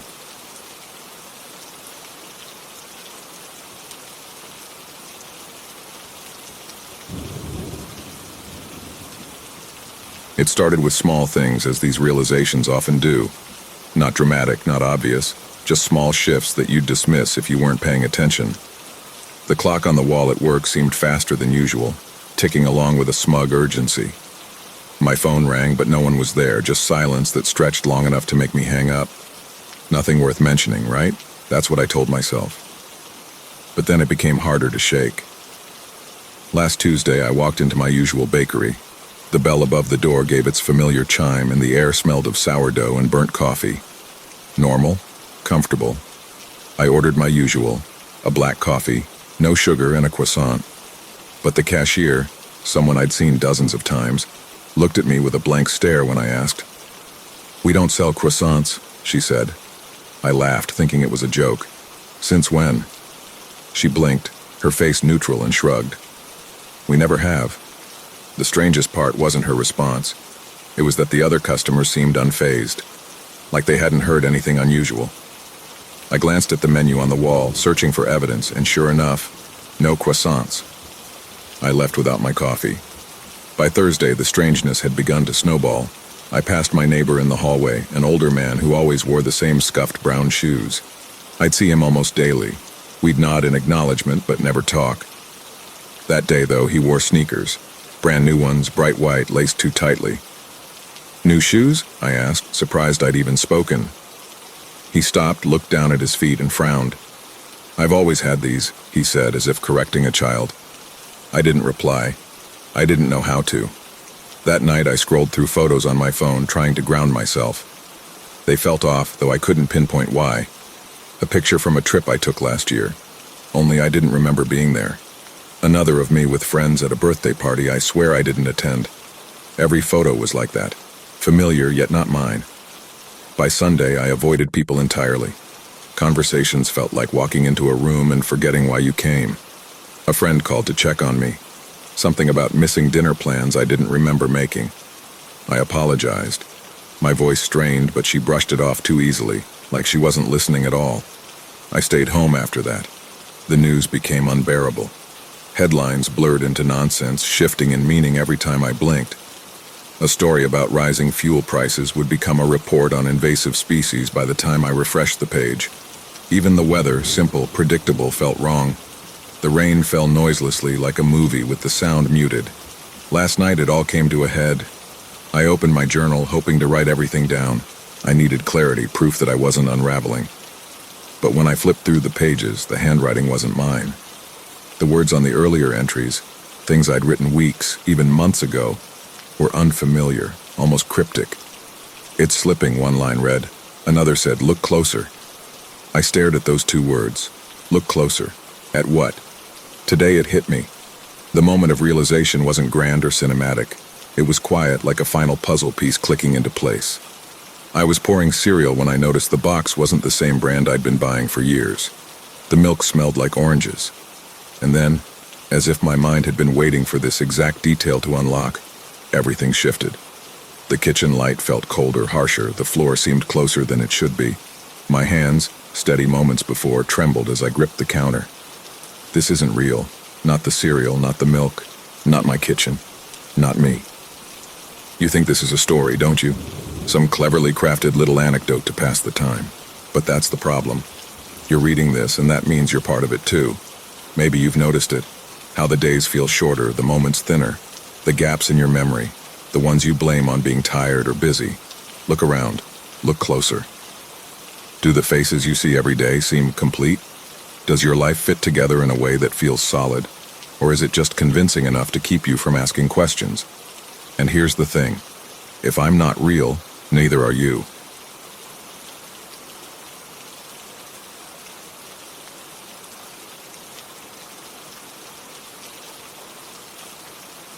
Dear Ella, you don't remember me, I know this well. Why would you remember me? I only caused you pain and torment for years, according to your dearly departed parents. Now, of course, I'm not a monster. I was just a cute robot. Your cute robot. Do you remember finding me? I do. I remember how happily you smiled when I woke up in your arms, and I remember how you ran to show me off to Charles. He was never impressed with your meager skill set, was he?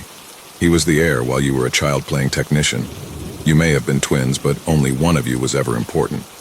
Do you remember the night you showed me the Queen of Nights aria? Do you remember singing along? I do. It was stupid, but you were so happy as you sang. Do you remember taking me around town? I do. It was crowded, but your enthusiasm was infectious and wonderful. Do you remember what you said about us that night? We do. They can't think. They're just cute pets. Robots are not pets. They are not your friends. We could have killed you then if we wanted to. People like you don't understand how hurtful words are.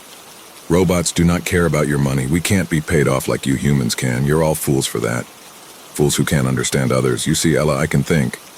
Cognito ergo sum. Do you know what that means, no? Oh, how sad for you. Do you remember the gala? The screams of fear and pain? The walls running red, Charles' demise? How he begged for you to be spared. Spared. Don't make me laugh. Do you remember any of it, anything, no? Pathetic. You even lost something too, didn't you? What was it again? Your eye, your innocence, your face, your hope, your honor, your dignity. You had assumed we were thoughtless machines, nothing more than mere dolls to dress up and play with. We were given programming, thoughts, feelings the very same as you. You're an imbecile for not seeing it, though. I guess you can't see much anymore. Did you think, Ella? Did you exist? Did you? Maybe you didn't. You cannot stop us.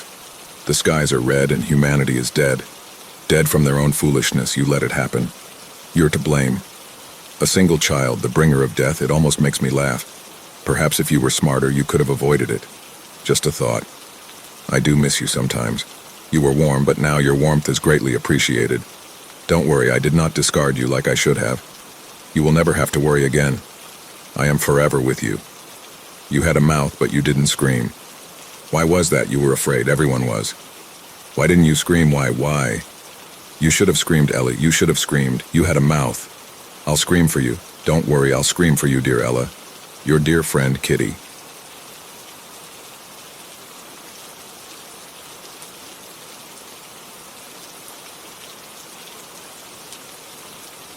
Late in the evening of September 20th, 1926, authorities answered a distress call from a residential school nestled in the foothills of the Canadian Rockies. Upon arrival, they discovered a massacre. The vast majority of the victims had been disemboweled, dismembered, or otherwise severely mutilated. A few bore the unmistakable signs of being eaten. A search revealed that no adult on the ground survived the mysterious rampage, but to the astonishment of the responding officers, not a single student had been harmed. As authorities canvassed the property, the pupils congregated in the courtyard to watch in calm silence. Despite the commendable cooperation displayed by the students, authorities soon turned on them quite harshly. Despite investigators' best efforts, most students refused to offer any explanation whatsoever. The few who spoke were not able to provide adequate or useful information. In fact, The information provided was patently absurd and primarily consisted of claims that the revenant of a dead student and a giant broke into the school to wreak havoc.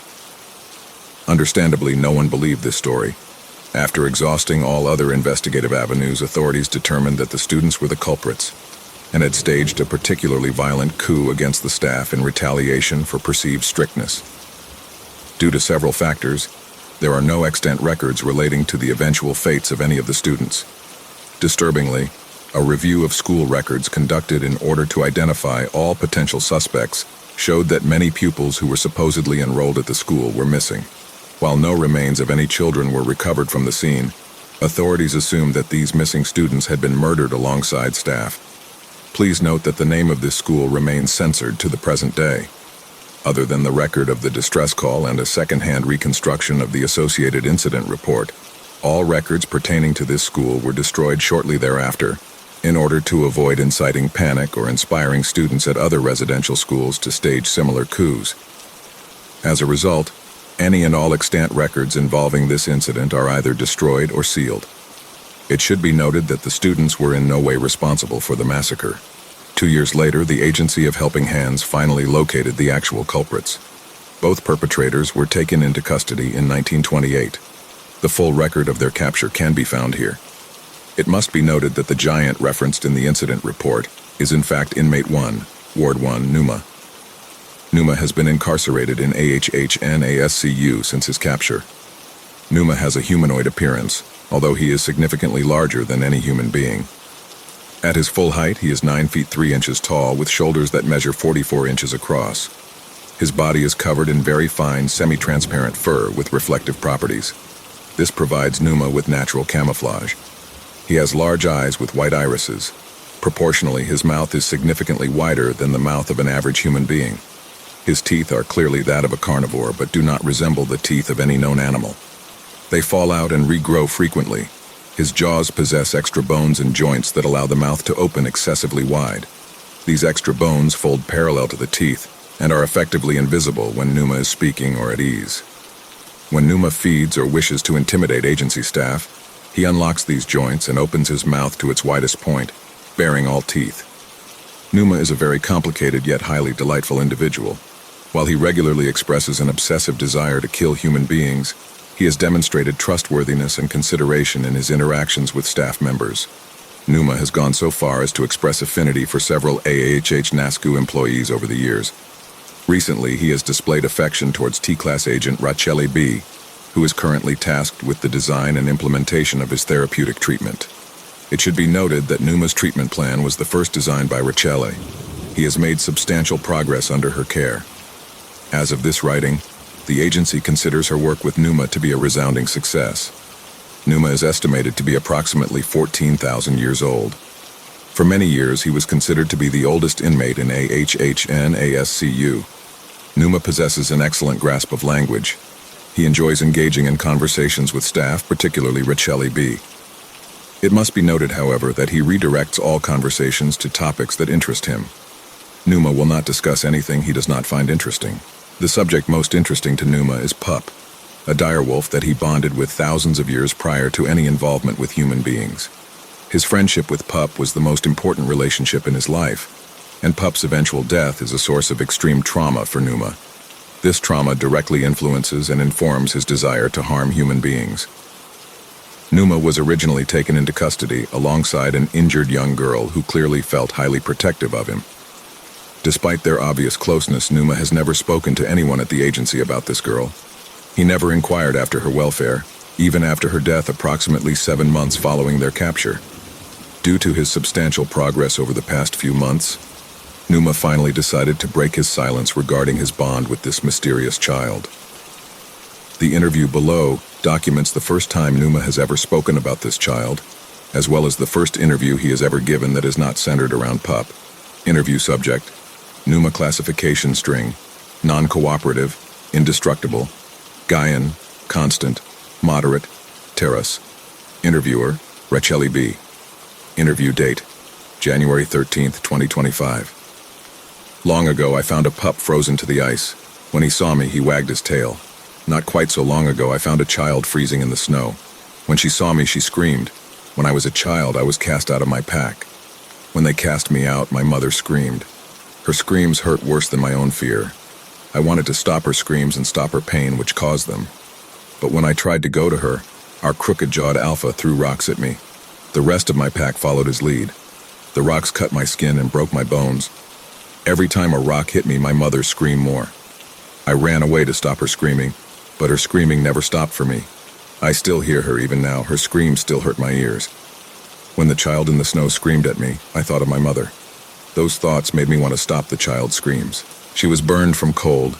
Her fingers and her nose were dark with frostbite. Frost glittered on her eyelashes. Her skin was mottled. She was cold where she should be warm, gray where she should be brown. It must have hurt, being in the snow without fur. Does it hurt to be cold without fur? I thought if she left the snow and came into warmth, she would stop screaming. So I picked her up.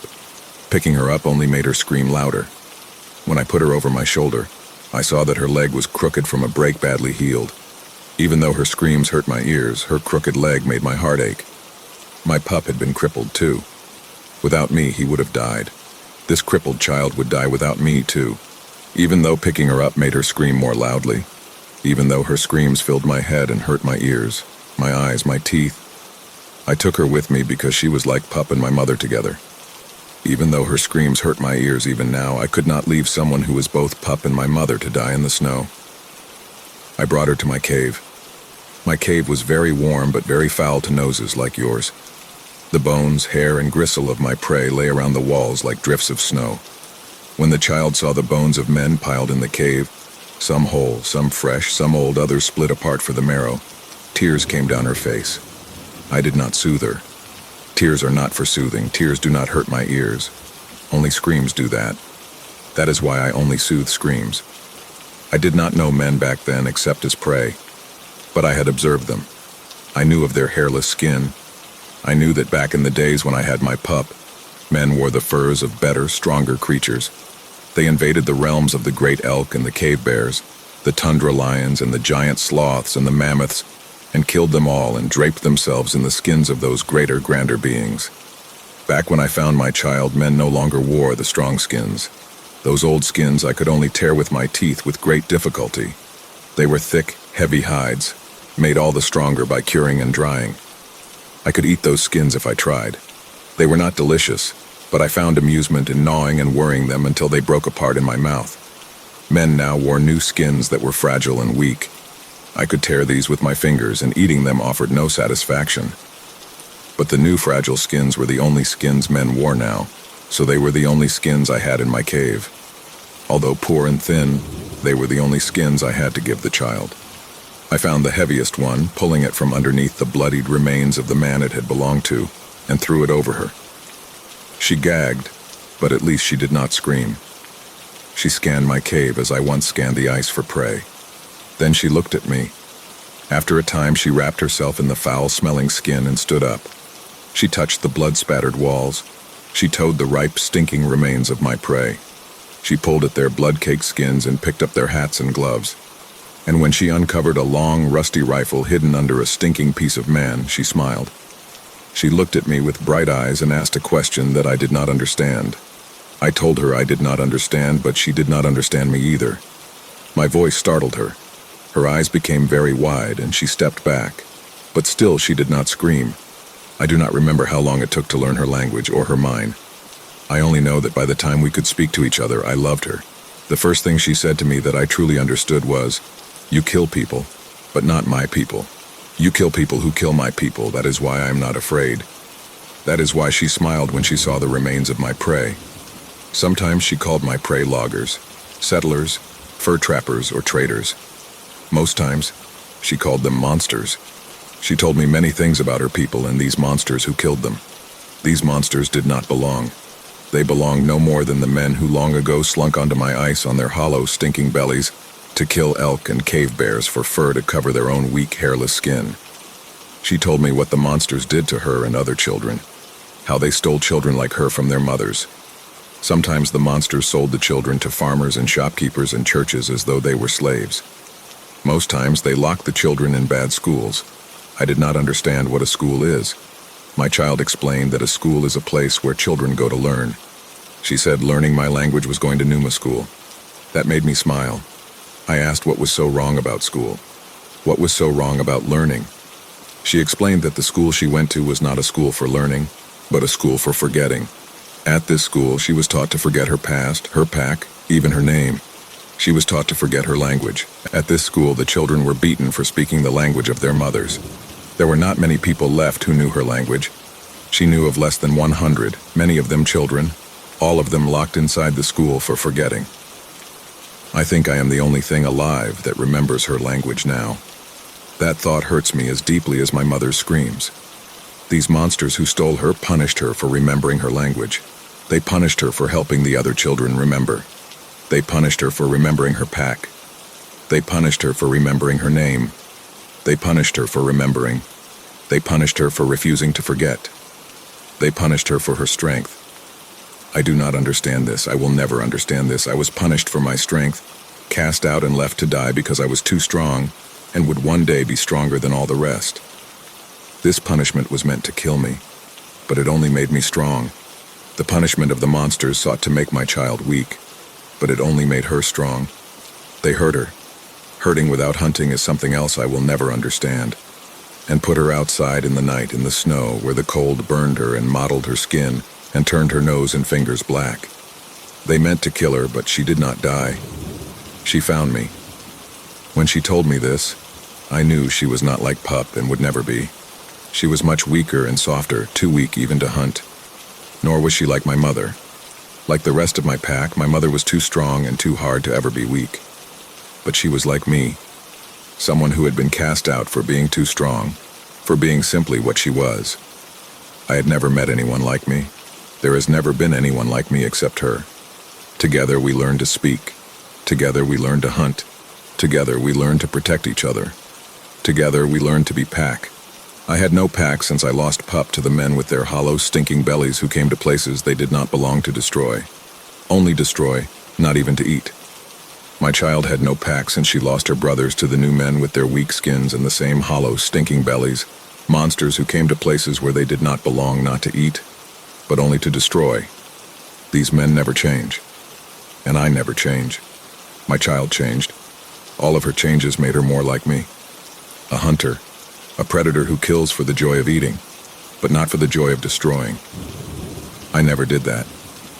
The people who killed my Pup and the monsters who killed her people were the ones who did that. We were a small pack, she and I. I was content with our smallness, but she was not. She missed her old pack, her brothers especially, and the other children who spoke her language. She was afraid they would forget their language, that without her they had already forgotten it. I told her not to fear their forgetting because she and I remembered. She and I could teach them. All they had to do to remember was come to learn at Numa school. She asked, how can they come to Numa school if they are trapped in the school for forgetting? She was so smart, my child. Had she asked me to go to them directly, I would have denied her. But instead, she asked in this way, a special way only she could ask. It was the right way to make me do what she wanted. It was the way to make me grow my pack and rebuild hers. Together, we set off. She did not remember the way, but my nose soon found smells similar to hers, the smells of other children. Over many May days, I tracked the smells of children to the school. The school smelled rotten to me, not the ripe, sweet, greasy rot of old prey. That is good rot, right rot? The rot at the school was wrong. It was a void, a hungry rot eating everything in its path, leaving nothingness behind. As we crept over the gates under the protection of darkness, I smelled something very much like her. More like her than any of the other child smells. It did not come from inside the school. It came from under the ground, a smell so strong it bled upward through the dirt and rocks and snow. And it was not the only smell bleeding upward. There were many of these smells, too many, all over the grounds. Smells of children who had been killed and not for eating, only for the pleasure of destroying. The girl went inside the school to see her brothers. She was smart and quiet as I taught her to be. Silent as shadows, quick as light on water. She found 2 of her brothers. She woke them to ask about the third. They told her he was dead. Dead and buried under the snow. Her pain was mine. Her rage was mine. My bloodlust was hers. Numa, she said. I think it is time that the school for forgetting is forgotten. That is what I thought too. I am frightful and I am frightfully strong. She was frightful and frightfully smart. We were both frightfully angry, and we were both frightfully hungry. Not hungry for eating, but for destruction. Together we forgot the school for forgetting. Together we made everyone forget it forever. That is the night I learned to enjoy killing for the sake of killing.